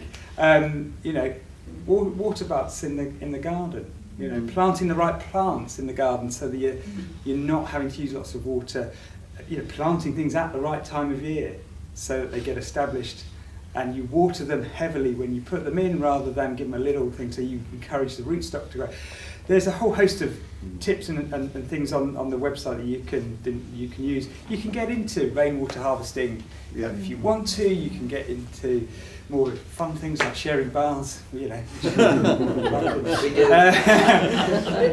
You can, you know, when you change your dishwasher or washing machine, look at it. You know, I won't use. I'm not saying go to Argos, but Argos are actually really good at saying this is how much electricity, water, you know, it uses in an average cycle in each thing. Be sad like me, make a little equation out and work out the energy-water balance of it. Hopefully over time that will get easier for us to understand, and perhaps water labelling will come in. But remarkably simple changes that you can make which won't interfere with your experience with water, because that's really what we don't want to damage. Water's great, you know, we want people to enjoy water. The last thing we want to do is to point your finger at people and say you should, you know, use less. We want you to learn how to use less and still have the experience today. But on domestic appliances, I presume the ABC rating is power consumption and not... It is, but you can, you know, with Or most things that isn't use an water, indicator, so that labelling system Yeah. exists for energy. There is an emerging one for water. It's not particularly widespread, but there are thousands of products that now have it, and it is a European-wide thing. But you know, if you go in to you know, to whichever retailer that you want to buy a piece of white goods for, it should tell you the water, let's say for a washing machine, the water per load on whichever cycle, the average water use in a year. So you can find out. It's not as easy as it should be yet, but yeah. Okay, yes, lady. Thank you. I think this is for Andy as well. Do you make a substantial input into the planning of new housing estates, etc., for recycling water or using dirty water? Or? No. Well, yes and no. So, are we a statutory consultee? So, do the developers have to come and talk to us first? No, we're not at the moment. None of the water companies are. Do we get involved? Yes. Yes, we do. There's, funnily enough, the last meeting I had on Friday, late Friday afternoon, was about exactly that, sitting down with our Director of Regulation and saying, how are we operating in that sphere? Are we doing as much as we could do? Could we do more? And there's an awful lot, I think there's an awful lot more. In terms of building new homes, there is no mandatory standard for water efficiency in the building regulations. There is for energy efficiency. So, that's something that could change. Councils have got the ability to put different requirements for water targets within developments. I think I'm on film. I certainly know that Bedfordshire Council have done that and imposed stricter targets on water efficiency. I mean, that's why we do all of the work we do on the water resource management plan, is to put that information out there. But there is a lot more that water companies and developers can do to come together to share that information. We've been doing a lot of work up actually in Lincolnshire with the local enterprise partnerships, looking at how you make water an enabler for growth rather than a restrictor, rather than a blocker. But there's lots more we could do. I think the building regulations could be perhaps improved. I've heard it argued that could happen, but the building industry are a bit resistant because it puts the price of the house up, so there's an economic element. But I would have thought the building regs should perhaps become a bit more insistent on these. But there's also, it needs to be a pull from consumers. So when you're buying a house, we need to educate people so they ask for water efficiency, because you can put it into a house, and that's, touched on behavioural change a couple of times, and we did some work with some new developments. You've got to go in and explain. If you've got water efficient showers or water efficient devices in taps or whatever, you've got to explain that to the person buying the house, because otherwise 5 minutes in, I want a rainmaker, rip, out comes the water efficient shower and in goes, Wouldn't it be far more efficient though to have built it into the whole plan of the estate? Yeah, no, I mean, individuals. And that does happen, but you can't. You've got to work with individuals so that they want and can act in a water efficient way. Otherwise, everyone, if you own your home, you can change the bits within your home to do whatever you want. And it's not just the water, the efficiency of the supply, it's how you get rid of the wastewater and concreting over vast areas and building too close to floodplains and all the rest of it still seems to be going on. And, I think there's some quite good examples of the so-called sustainable urban drainage systems, and new developments do give thought to managing the runoff from the roofs and the hard standing into wetland areas. You get the triple bottom line effect. You get the drainage benefit, but also some environmental and some recreational benefits too. So there's good examples of sympathetic design of new housing estates with respect to drainage, but it could extend, of course, into the home itself, in terms of water saving. What about metering, Andy? Because isn't that's the first step, surely? In people, the issue with water companies that a lot of people at home, it's a fixed cost, and it doesn't matter how much they use. Every new house that's built has a water meter. That's compulsory now. That's compulsory across the UK. We have, I'm not sure the end of year figures are in, but upwards of 80% of the domestic population of the Anglian region are on a meter now, which is fantastic. And yes, that elicits its own shift because people are paying for what they're using. What we found is that if you have behavioural change information and in-house display information, and that adds an additional reduction on it as well. So it's a combination of factors which will really drive it down. No, sorry, it's for Andy. We didn't get the question. Just to ask you, you said about do we know where does our water come from? Well, how would I find out where the water in our house comes from? Exactly. So this is a slightly difficult one because there's a security element to the infrastructure. So I'm having this conversation internally about how do we display this, so that because I'm as I said, I'm an ecologist, and there are different behavioural triggers to how people will interact with water and water efficiency. For some it's cost, but as Ben said in his presentation, actually the cost of water is far below the value of water, if you want to look at that. So cost isn't a driver for a lot of people, but actually environment, and the local water environment is. I did some stuff in Peterborough, kind of with local community groups. It was a bit like this, where we had a session on water, but we actually took them out. It was right next to the river, so we took them out to the river, and we talked to them about, why do you live in Peterborough? What brought you here? What do you love about it? What do you hate about it?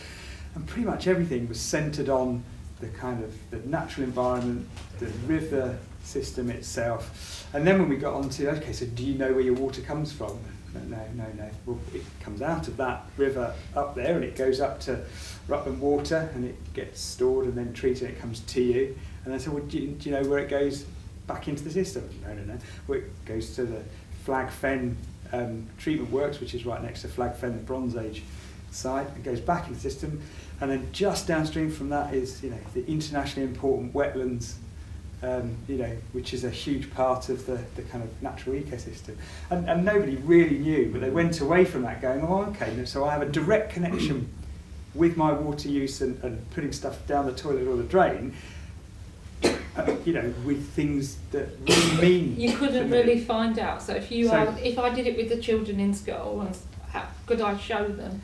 Yeah, I mean, there are, so you can go on to our website, into a part of our website called In Your Area, and it will tell you where your water supply zone is. So it's not going to tell you exactly it comes from this works, because we're not allowed to do that for security reasons. But from that, you can then also look at another website. Where it goes. Yeah, so you can have a look at another website which is called Magic. www.magic.gov.uk, and MAGIC stands for Multi-Agency Geographical Information in the Countryside. Okay, MAGIC. And it's a free website, and all of the Natural England and the Environment Agency and English Heritage and all these big statutory data holders put their information into that. But that will tell you show you the river systems and the sites of special scientific interest or internationally protected areas. And you can then at least see, right, okay, my water zone is here, so my water's coming from this kind of catchment area and it's going back into this catchment area. You can look at the kind of value. I'd like to, and I'm discussing internally about how we make that easier for people, because I think if you can't understand where your water comes from. We live near the River Waveney, but I work in Ipswich. That's where I've got a primary school in Ipswich. So if your water is coming from Alton Water, then the reservoir just south of Ipswich would be my guess, which is coming out of the River Gipping. Right. So this is interesting. You asked this question. What then would you be working with your children around? I think if they saw the local and we took them to the area, like you said, and they could see how what they were doing directly affected that area, I think that would mean more to prime. I've got primary school children, and I think when they can see things and they can see a direct connection. We'll also have a look help. on our website because we have all sorts of education resources. Yeah, I picked up the thing because I think so that's something to do. Kits and activities and things that will help you do that. Yeah. Can I ask one more question? Yeah, it's about when you said about flushable. It always amazes me that people flush things down the toilet, which is clear isn't going to be flushed down the toilet. But I know that happens whenever we go away on to say catering places or whatever. There's horrific stories of what people do. Loads. Yeah. What do they define then when products are said to be flushable when they're clearly not? Firstly, why do they use that word, and what works? When to stop people flushing. Sorry, everybody else. I think you're all happy. Carry on. This is your last. So why are they allowed to say flushable on it? So at the moment, flushable means you can physically get it down the toilet. Roughly that's what it means. Will it not clog your toilet up as an individual wipe? We are working with the wipes manufacturers and with the international standards to say, let's work out exactly what is and isn't flushable. And they're not wanting to get into the technical stuff, but there are different. Is it a weaved wipe or is it a non-weave wipe? So a non-weave wipe should pull apart when it's wet and under pressure. Weaved wipes don't. We have a thing that we go into schools as a kind of an acting thing with some a troupe called Mad Science, and one of the activities is tying those wipes together on a little trolley and pulling children across the stage with it, because that's how strong these things are. But we're trying to work with the organisations that both make them and sell them to say, right, let's firstly clearly define what is degradable in the system and what isn't, and let's then educate. And we work in an organisation called Business in the Community, and I'm part of the National Water Task Force, and on that group sit Boots and Sainsbury's and other big companies. So we're trying to work together on that to kind of come up with a solution. But that we had a really, what changes people's opinion? Getting things front of mind, getting them to understand that there is a different action that they can take. And we worked with Morrison's in a place called Camborne, which is a new town just outside Cambridge. And we, brand new development. We worked with the developers on the kind of sustainability of it and the water demand and the sewerage network and everything. Within months, the pumping station was blocking and overflowing and basically putting sewage onto the pavement, which people were going to school, trying to take their kids to school. Dreadful, and we're out there, all the time, unblocking it. And what is it? Well, it's a new development. It's fairly affordable housing, and so it was young couples coming in, and it's, baby wipes essentially doing the most damage. So, Keep It Clear, which is our behavioural change campaign, worked with the local community, and actually there's one supermarket at Morrison's in the centre of Camborne, and they actually worked with us and said, right, well, let's put this on point of sale. So where you would go and buy the wipes, you would have a little point of sale device saying, this is what happens. And where we were going back twice a week to sort out blockages, we're going back possibly twice, I think it's about twice a year. That's good. So it does work. If you can engage people, then it. Power of education, yes. Absolutely. I might just ask Ruth a question, because I was wanting to ask earlier. You've worked with these farmers, and it's been investment of the water consumers' money in these schemes. You didn't see much about the monitoring and the success of these schemes. So can you see a way of South West Water demonstrating the good value for the investment that they've made using water customers' money? Because on one level you could say you're paying the polluter to not Absolutely. to not yes. Just a word. But in terms of, I mean, we can see why you'd want to do that because it's better for everyone ultimately. But can you show that it's working? Yeah. And somebody else asked me a question at lunchtime, which really made me remember that I didn't give a vital fact in my talk. And so when we were working with South West Water, they'd done some back-of-the-envelope calculations to work out exactly how much they might save by paying farmers to not, to stop that pollution going in upstream than the cost to take it out downstream.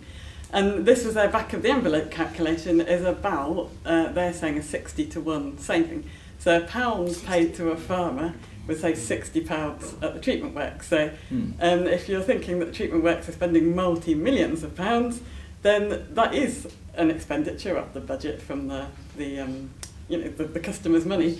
But is it not better to spend it upstream and save it downstream? So so no one's going to say no to that, really, are they? So the next question is that true? How would you get that data? And so that's fantastic. If I get some more research funding, it's exactly what I want to do with all the water companies to try to quantify it. So when I started, I had a very naive sort of, I didn't know anything about water treatment. I imagined that there was a sort of, chemical in, an anti-chemical, and it would be exactly in correlation. So if you halve the, whatever it is coming in, you halve the anti-treatment system, whatever it might be, and it would, it'd be easy to say, it's, you halve the pollution, you'd halve the cost. And it doesn't work like that. So, but for sure, and I've tried to get this information. It's not easy to find because it isn't. I think, as I understand it, the water treatment grading comes in stages. So in the South West Water, when we were there, there's all these different stages with water treatment, and one of the final stages is using carbon, which can mop up all sorts of stuff. And when we were there was a lad turned up in a Land Rover and we were stared at him, and out the back he got some sacks and basically shoved in some carbon. I was like, ooh. So it isn't necessarily, I'm not saying that this is still happening. And South West Water then since upgraded to a activated carbon treatment, which is again a multi-million-pound step up in treatment capacity, which might be an over capacity currently, but so it isn't a linear scale of anti-treat, step up. Yeah, no, I was just going to say that's the point is the cost comes where you're having to create new treatment. Yeah. So it's not necessarily, as you're absolutely right, so hard to differentiate how much chemical have we used in here and here. We have, water treatment works dotted around the region on the brink of needing tens of millions, if not hundreds of millions of pounds of new investment. So it's being able to stop that.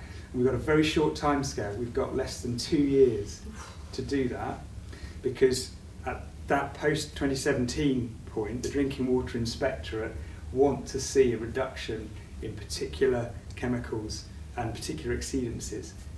So at that point, we may be faced with a decision, got a gold plate, we're going to have to put all this carbon intensive, energy intensive, removal treatment plants in. So that's we're talking hundreds of millions of pounds we're trying to avoid having to spend, and we all agree that kind of, is it right to pay the polluters? Oh, I don't know. But if you were thinking about, is it paying the polluters or educating, the community? So if that saves hundreds of millions of pounds, white elephant infrastructure, carbon, all sorts of other resources, we've got to be. Surely it doesn't matter how we stop them.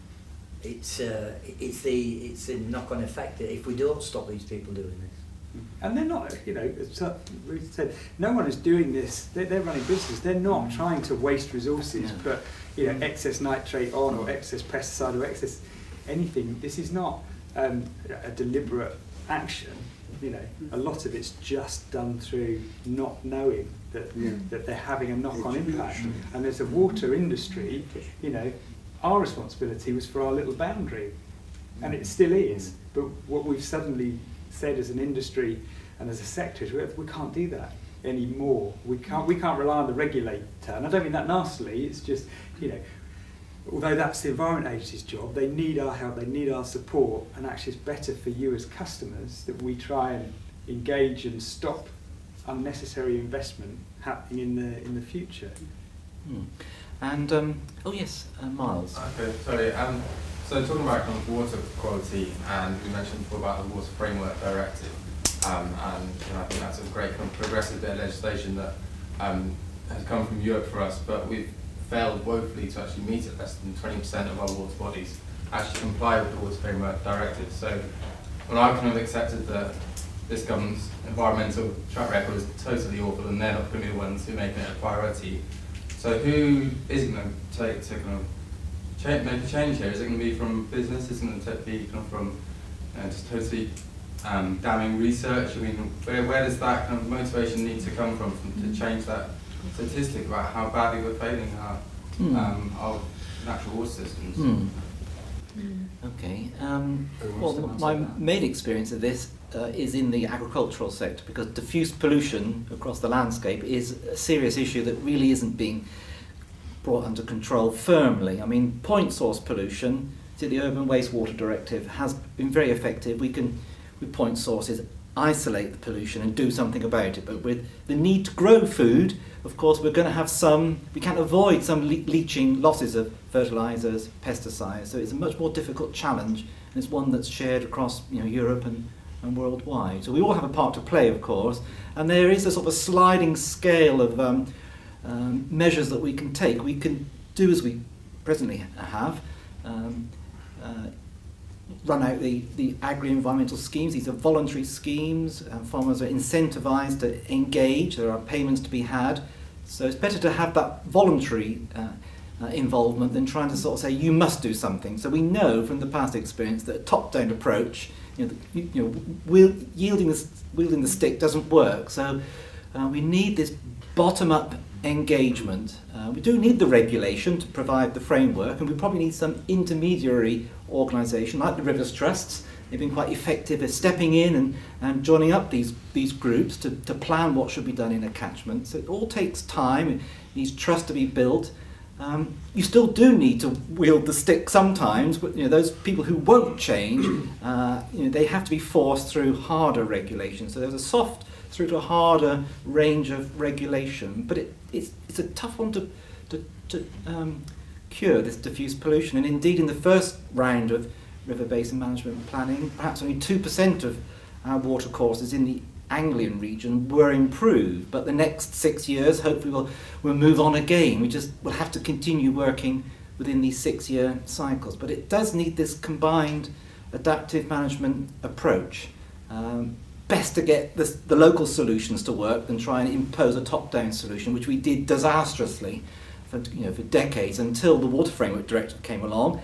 And one of the articles in the directive does insist on stakeholder engagement. So that was another example of a sea change. But I agree, it's not happening very quickly enough, but there are tough problems to crack. We do always get some impact from our need to grow some food.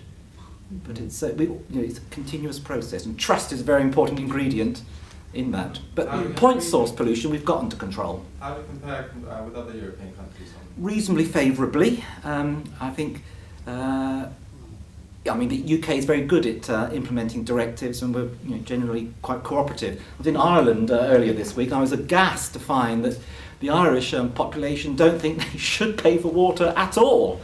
It's all got wrapped up in the recent failed general election where there was no majority government formed, and water's being used as a political football at the moment because one of the minority parties is saying, well, actually we'll support the view that Irish water shouldn't charge for water, but of course that's incredibly odd because it costs water to supply and then to treat it. But in Ireland there's clearly a culture there where they've not paid for water ever before. It comes out of the sky all the time, the rainfall. So some cultural shifts of a major type are required there. So there are variations across Europe. I saw quite starkly only last week.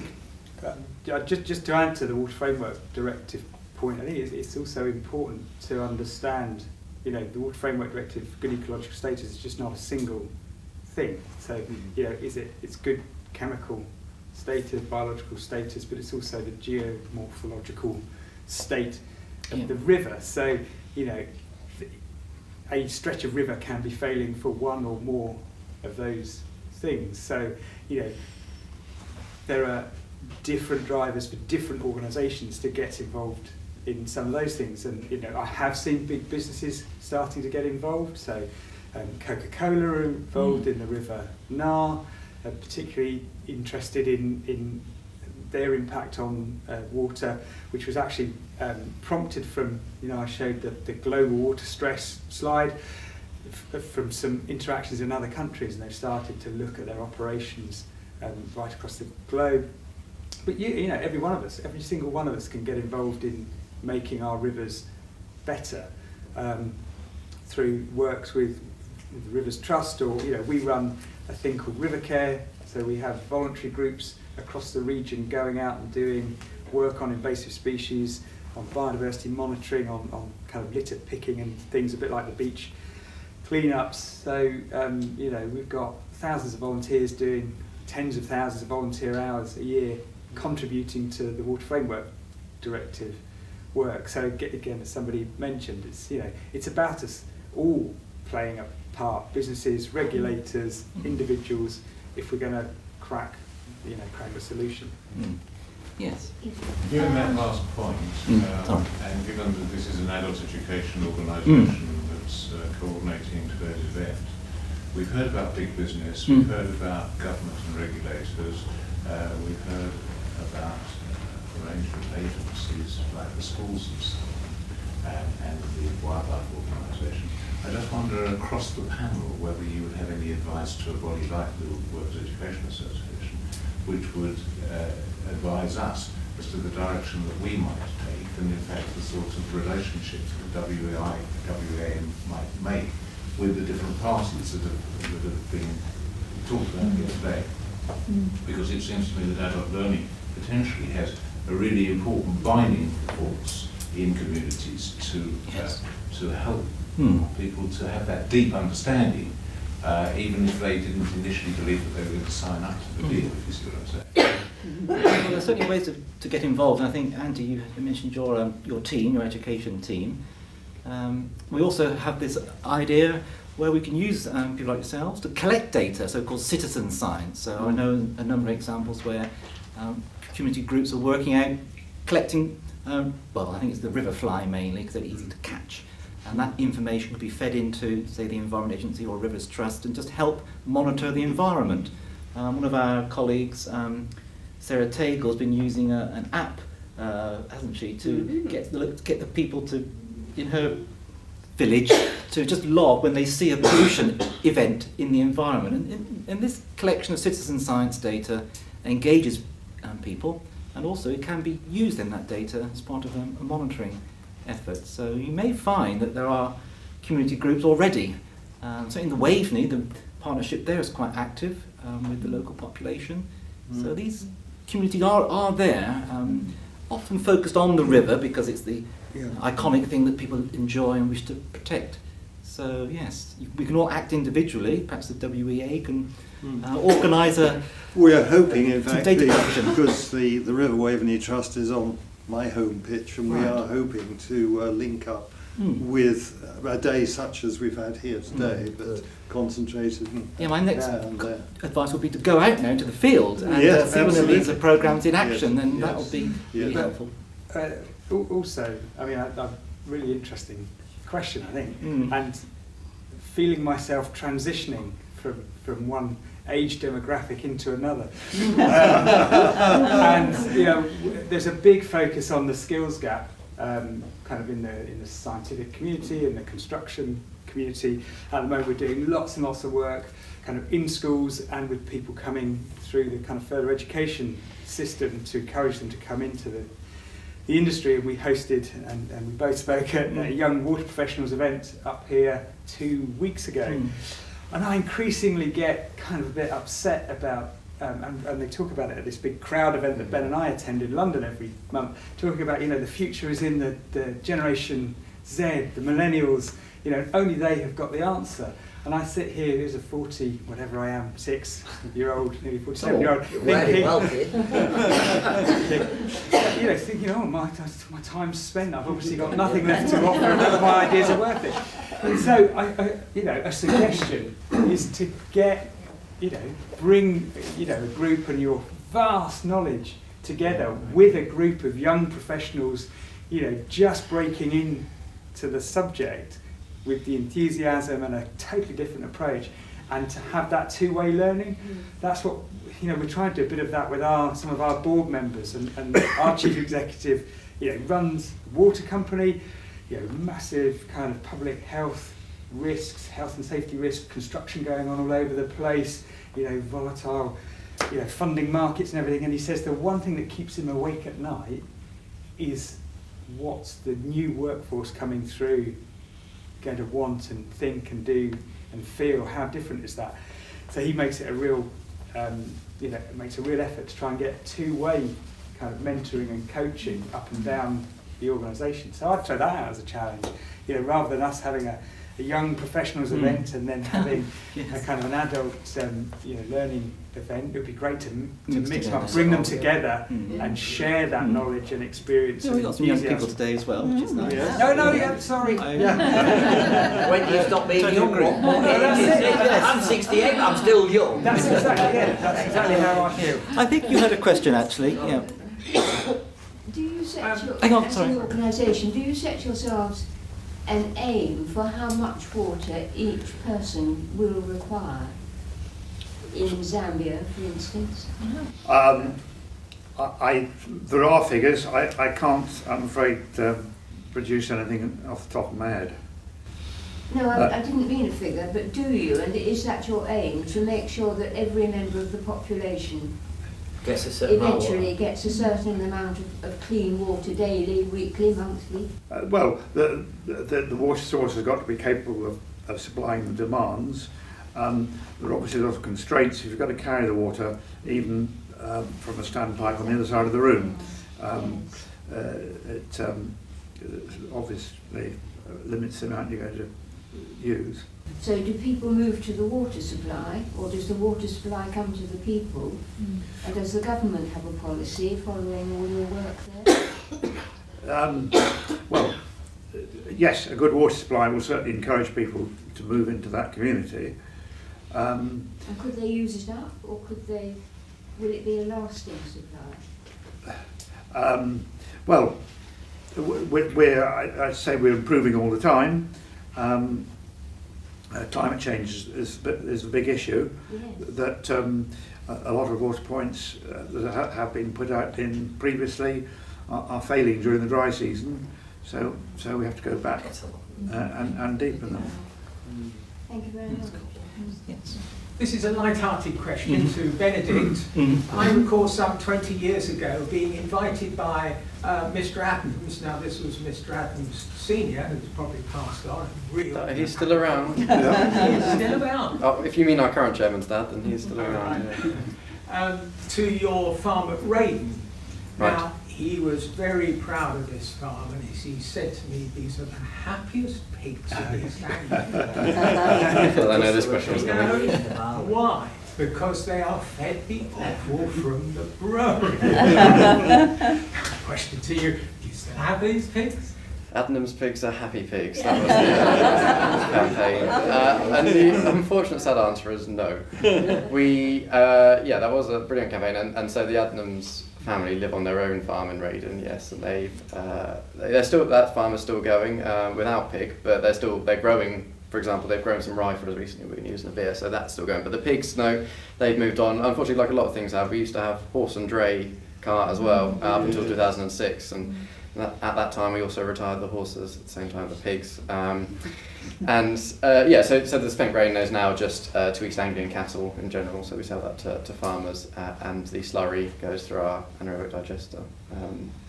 Yes, it was an interesting campaign, but we could argue Adnams cows are happy cows now, although we don't own them direct. So okay. Yes, sir. I can't see you. No. This is a question for all of you, but if Andy would prefer not to answer, I might understand. would you agree with the statement that water is a strategic resource and as such should not be in the hands of private companies? Interesting. Who'd like to go first? Well, I mean, we all know the history, don't we, in terms of privatisation, to bring about more investment in the water sector. I think largely it has done that, and we have seen improvements in particularly water treatment works, now rebadged recycling centres for water. So I think that there has been some benefit. I mean, clearly there is some criticism in respect to who is the water company answering to? Is it the consumer or is it to the shareholder? Other countries look quite enviably on what we do here. The Irish example that I just mentioned perhaps is the furthest away from our model, although Irish Water would like to be able to charge for water. So yeah, I can see what you're saying. How long have we had a privatised water industry for now? At least since 1990. Yeah. And we've got strong regulation. We have the Environment Agency, we have the Drinking Water Inspectorate, Ofwat, so it's a very regulated industry. So I feel confident that we will still have access to that, to clean water and wastewater treatment in this country. But it is, it's a market that's been created with a regulator. But what hasn't changed in the last 20 years, even the university sector is more marketised than it ever used to be. We fight for every student these days, and then they bring a £9,000 a year price tag with them. So yeah, we live in different times, but the water industry I think has been successful. We still have that strategically available water. That's my view. It's a pragmatic one. I may have got my history wrong, but I thought unlike the other utilities, water had never been nationalised. It's never been nationalised. Well, prior to nationalisation, privatisation, we had water authorities. Yeah. Before that, rural district councils. No, it's not a national. It was more in the local authority hands. It was public. Yes, public unlike hands. railways and gas and electricity. Yeah, we never had that national water grid that's sometimes argued. I don't see that happening There was particularly. the early civil war in Yorkshire because Bradford Water, Leeds Water hated each other, and all the reservoirs and things like that. And when they called them Yorkshire Water, they had to. It could have been a civil war. We have seen a very big shift, partly driven by the Water Framework Directive and indeed by Ofwat in respect of water companies engaging much more with groups. I remember going to a groundwater source in Lincolnshire with Anglian Water, and the superintendent there said, well, our responsibility stops at the gate. And beyond the gate was this great area of arable fields, which would be the capture zone to this borehole. We've moved away from that now. Water companies are engaging with the wider catchment management, so there's definitely a more stakeholder-led approach to managing our resource these days than there ever was. We're not, the silo mentality seems to have thankfully gone from the water sector, even within the water sector itself. Foreign companies, Yes, that's right. Dividends are going, aren't they? Yes, that's yeah. And our nuclear industry might be in Chinese hands again. It's we're in a global village.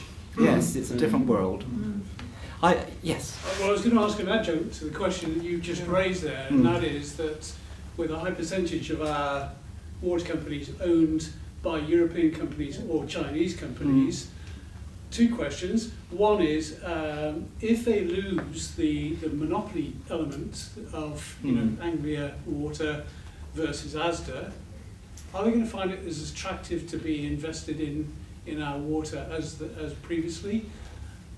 And if there is a Brexit, will the European companies that own our water still be interested in doing so, or will it strategically work against us? Well, I don't know the answer to the second Sorry, question. that's putting Andy But we down. might ask Andy to say a little bit about the opening up the retail market, what that might mean for us as consumers, if it gets to that. I know it's out to consultation presently, but we could buy, what would we get from Scottish water that we can't get from Anglian water? So just to get all the way back to my introduction, I am an ecologist, not an economist, but I know I know what I know. So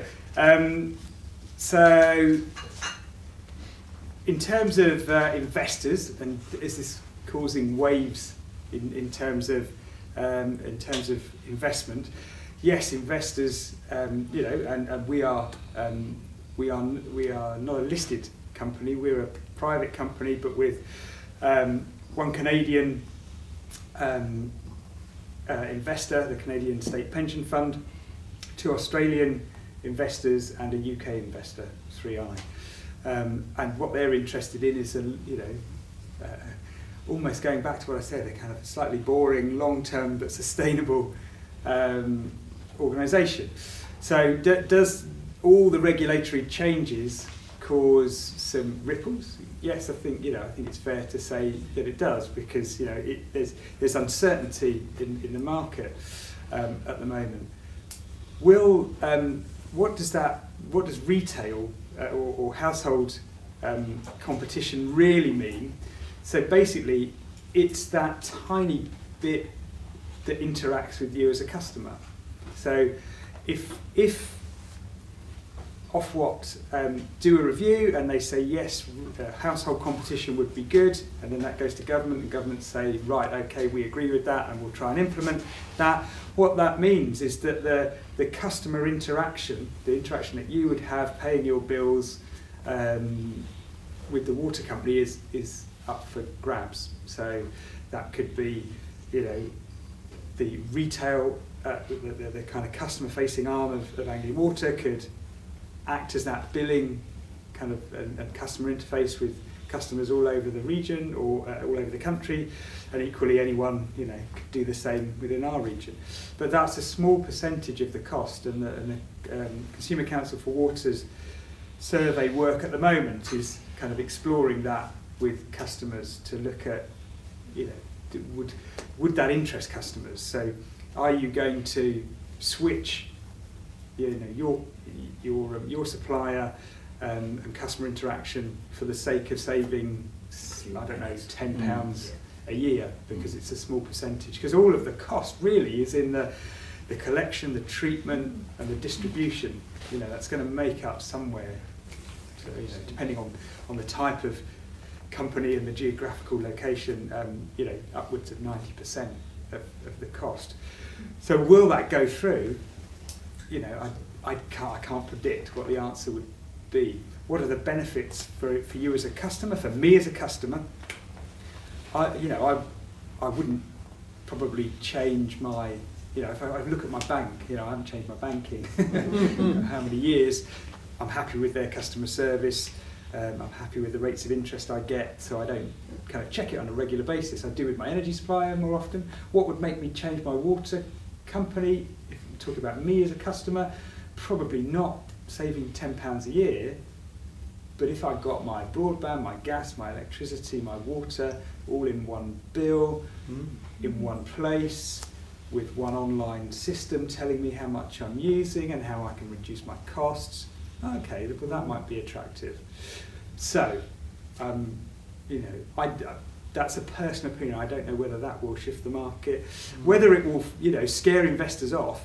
I don't think it necessarily will, unless there's a greater breakup of. Because water companies got good cash flow through them, haven't they? So they're quite attractive to investors, I think, because of the cash flow being steady. It's one of the best. It's about, in my opinion, it's the most grown-up water company in the country. The research I've done, South West Water is one of the most expensive, and there's more. I think somebody's mentioned it today. There's more people got water meters in East Anglia than anywhere else in the country. So I, for one, I shan't believe in Anglia Water for any reason. I mean, the interesting thing will be to see how big business get this opportunity in April next year. So that might give us a bit of a clue as to how many. But again, I don't think it will be the cost of the water that will make people switch. I think it's going to be the added value. Tell you better than I some of the smaller companies might give their customer service to another company. I mean, you're a big company, you could take on perhaps a small water company's When you're already seeing that. In terms of the retail market, business customers, Severn Trent have put their retail operation, or are going to put their retail operation together with another company. So of Wessex Water have gone with one of the small independent companies called Albion. So you're starting to see. So the irony, in a sense, this is supposed to generate greater competition and innovation, and you're actually starting to see some of the players coming together for that. Okay, anything else? I have one thing up my sleeve that we haven't mentioned at all today, which is bottled water. And I wonder whether Richard had a comment, because I've seen in developing context the provision of bottled water as a solution, but of course it isn't, is it? It produces plastic waste. Sometimes the water quality is not that good in the bottled water. So I don't know what your comment might be on bottled water. It horrifies me to see the huge lorry loads of bottled water, and if you're certainly as a tourist or a traveller in areas where the tap water is perceived to be unsafe, one consumes vast quantities of this bottled water, and with very little provision for disposal of the plastic. Yes, it's not the way to develop supplies, is it, in developing countries? Yeah, and it sends out all the wrong messages. Yeah, I agree. I don't think any of us would disagree with that. But I think it's more like a lifestyle thing, buying bottled water. Or you filter it yourself, one bottle, and you filter it yourself. Yeah. Going back to my point about how much we use a day, so how much is that, a 500 ml bottle? So you'd be needing to carry around, 280 of those with you for your daily kind of usage. There's a fantastic video online actually, which shows, a person going through their normal working day, and as they use water, they're having to carry it with them. And by the end of the day, they're carrying around an enormous amount of water, and it really brings it. It's on YouTube. I can find it, and I can send a link around it. It's a good one. Right. What do you think about water filters, domestic water filters? What? Necessary or unnecessary? In terms of the jug that somebody mentioned having on the thing, I guess it's individual choice. It's, I've had stand-up conversations with friends of mine, colleagues of mine on some other sustainability groups who absolutely swear by them. What comes out of your tap is, clean and fresh and healthy, and okay, if you don't like if there's a chlorine-y taste, then put it in a jug and put it in the fridge, and that chlorine will evaporate off, But if that, if it's a perception, the taste, your own tasting, well, fine, then there's nothing wrong with that. I don't have one. Yeah. I said that for years, but we have one now because of peer pressure in my family. So I'm using this thing, but yeah, make sure you change the filter regularly. At the Young Water Professionals conference, I was talking to a couple of people from Scotland, and they were saying how hard the water is in Norwich, which indeed it is. They couldn't get it off their faces after they'd washed. I think there was sort of salt left on their cheeks. And I said, well, when I go to Scotland, I can't get the soap off my hands. So I think it's conditioned by where we live and what we accept. And that's all down to lifestyle choice. Cups of tea is the thing. So often people will filter their water if they've moved from one place to another to get their tea tasting the way they like it. I drink Yorkshire tea for hard water. Absolutely. In Wyndham. Anyway, I think we're coming to the end of our questions, unless there's any last one. Where do most of your research grants come from? Well, the Natural Environment Research Council, one of our major funding bodies. I'm thinking now in terms of this. UEA, my particular school, that would be the first, the main funder. But from where? The Natural Environment Research Council, the UK Research Council. But the second most important line of funding is from the European Research Council, so European money. And then after that, DEFRA, I think, sponsors our research. We have a small amount of industry research income, but the main source is the UK Research Councils. So John Innes here, for example, these buildings here on the research park get mainly their funding from the Biological and Biotechnology Research Council. So yes, the budget is about 5 billion per year in this current Parliament, and that's for all scientific R&D across all the research councils. It sounds huge, but of course it's not growing particularly. The element that has been increased in this current Parliament is for research into what we call the grand challenges, which is to do with research in the developing country world, to bring about technological change to improve access to clean water. So the element that has increased is around the grand challenges, but the basic, the blue skies type research, that has stayed rather level in terms of funding, about 4.5 billion per year. Does much come from Europe? Well, yes, it does. Yes. For example, only 2 weeks ago, the European Research Council announced the winners across the EU of the advanced grants, and I saw that the total that went into the advanced grants, these are for senior researchers with sort of 5-year programmes that they've won for research, 360 million euro into that one scheme alone. My school won one of those, worth 2.5 million euro for a 5-year programme on a microbiology topic. So yeah, European funding is really important, but my Vice-Chancellor is encouraging all faculty to diversify funding, because the research councils, it isn't as valuable as it used to be, because it's not as much, it hasn't really grown as I'm saying, so it's important that we do diversify, and Europe is one way that we can diversify our funding. And would that stop? It would stop. So the higher education sector isn't really in. When the recent poll was done of academics, 80% said they would prefer to stay in Europe, because we know that it's part of our bread and butter, that research funding. Thank you. You would like, if after Brexit, you better apply President Johnson for similar funds. Well, I'll have a word with him anyhow, so don't worry about Johnson. Anyway, I think we've learned a great deal today about water matters. I certainly have, myself personally. I've been working in the industry for quite a long time. So thanks to my fellow panellists for their contribution today on a Saturday. So thanks for giving up part of your weekend. So a round of applause.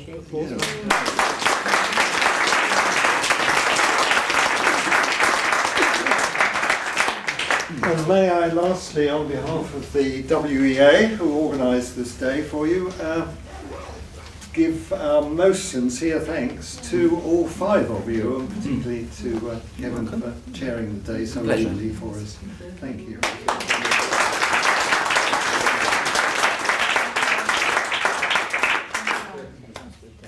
What's your next event?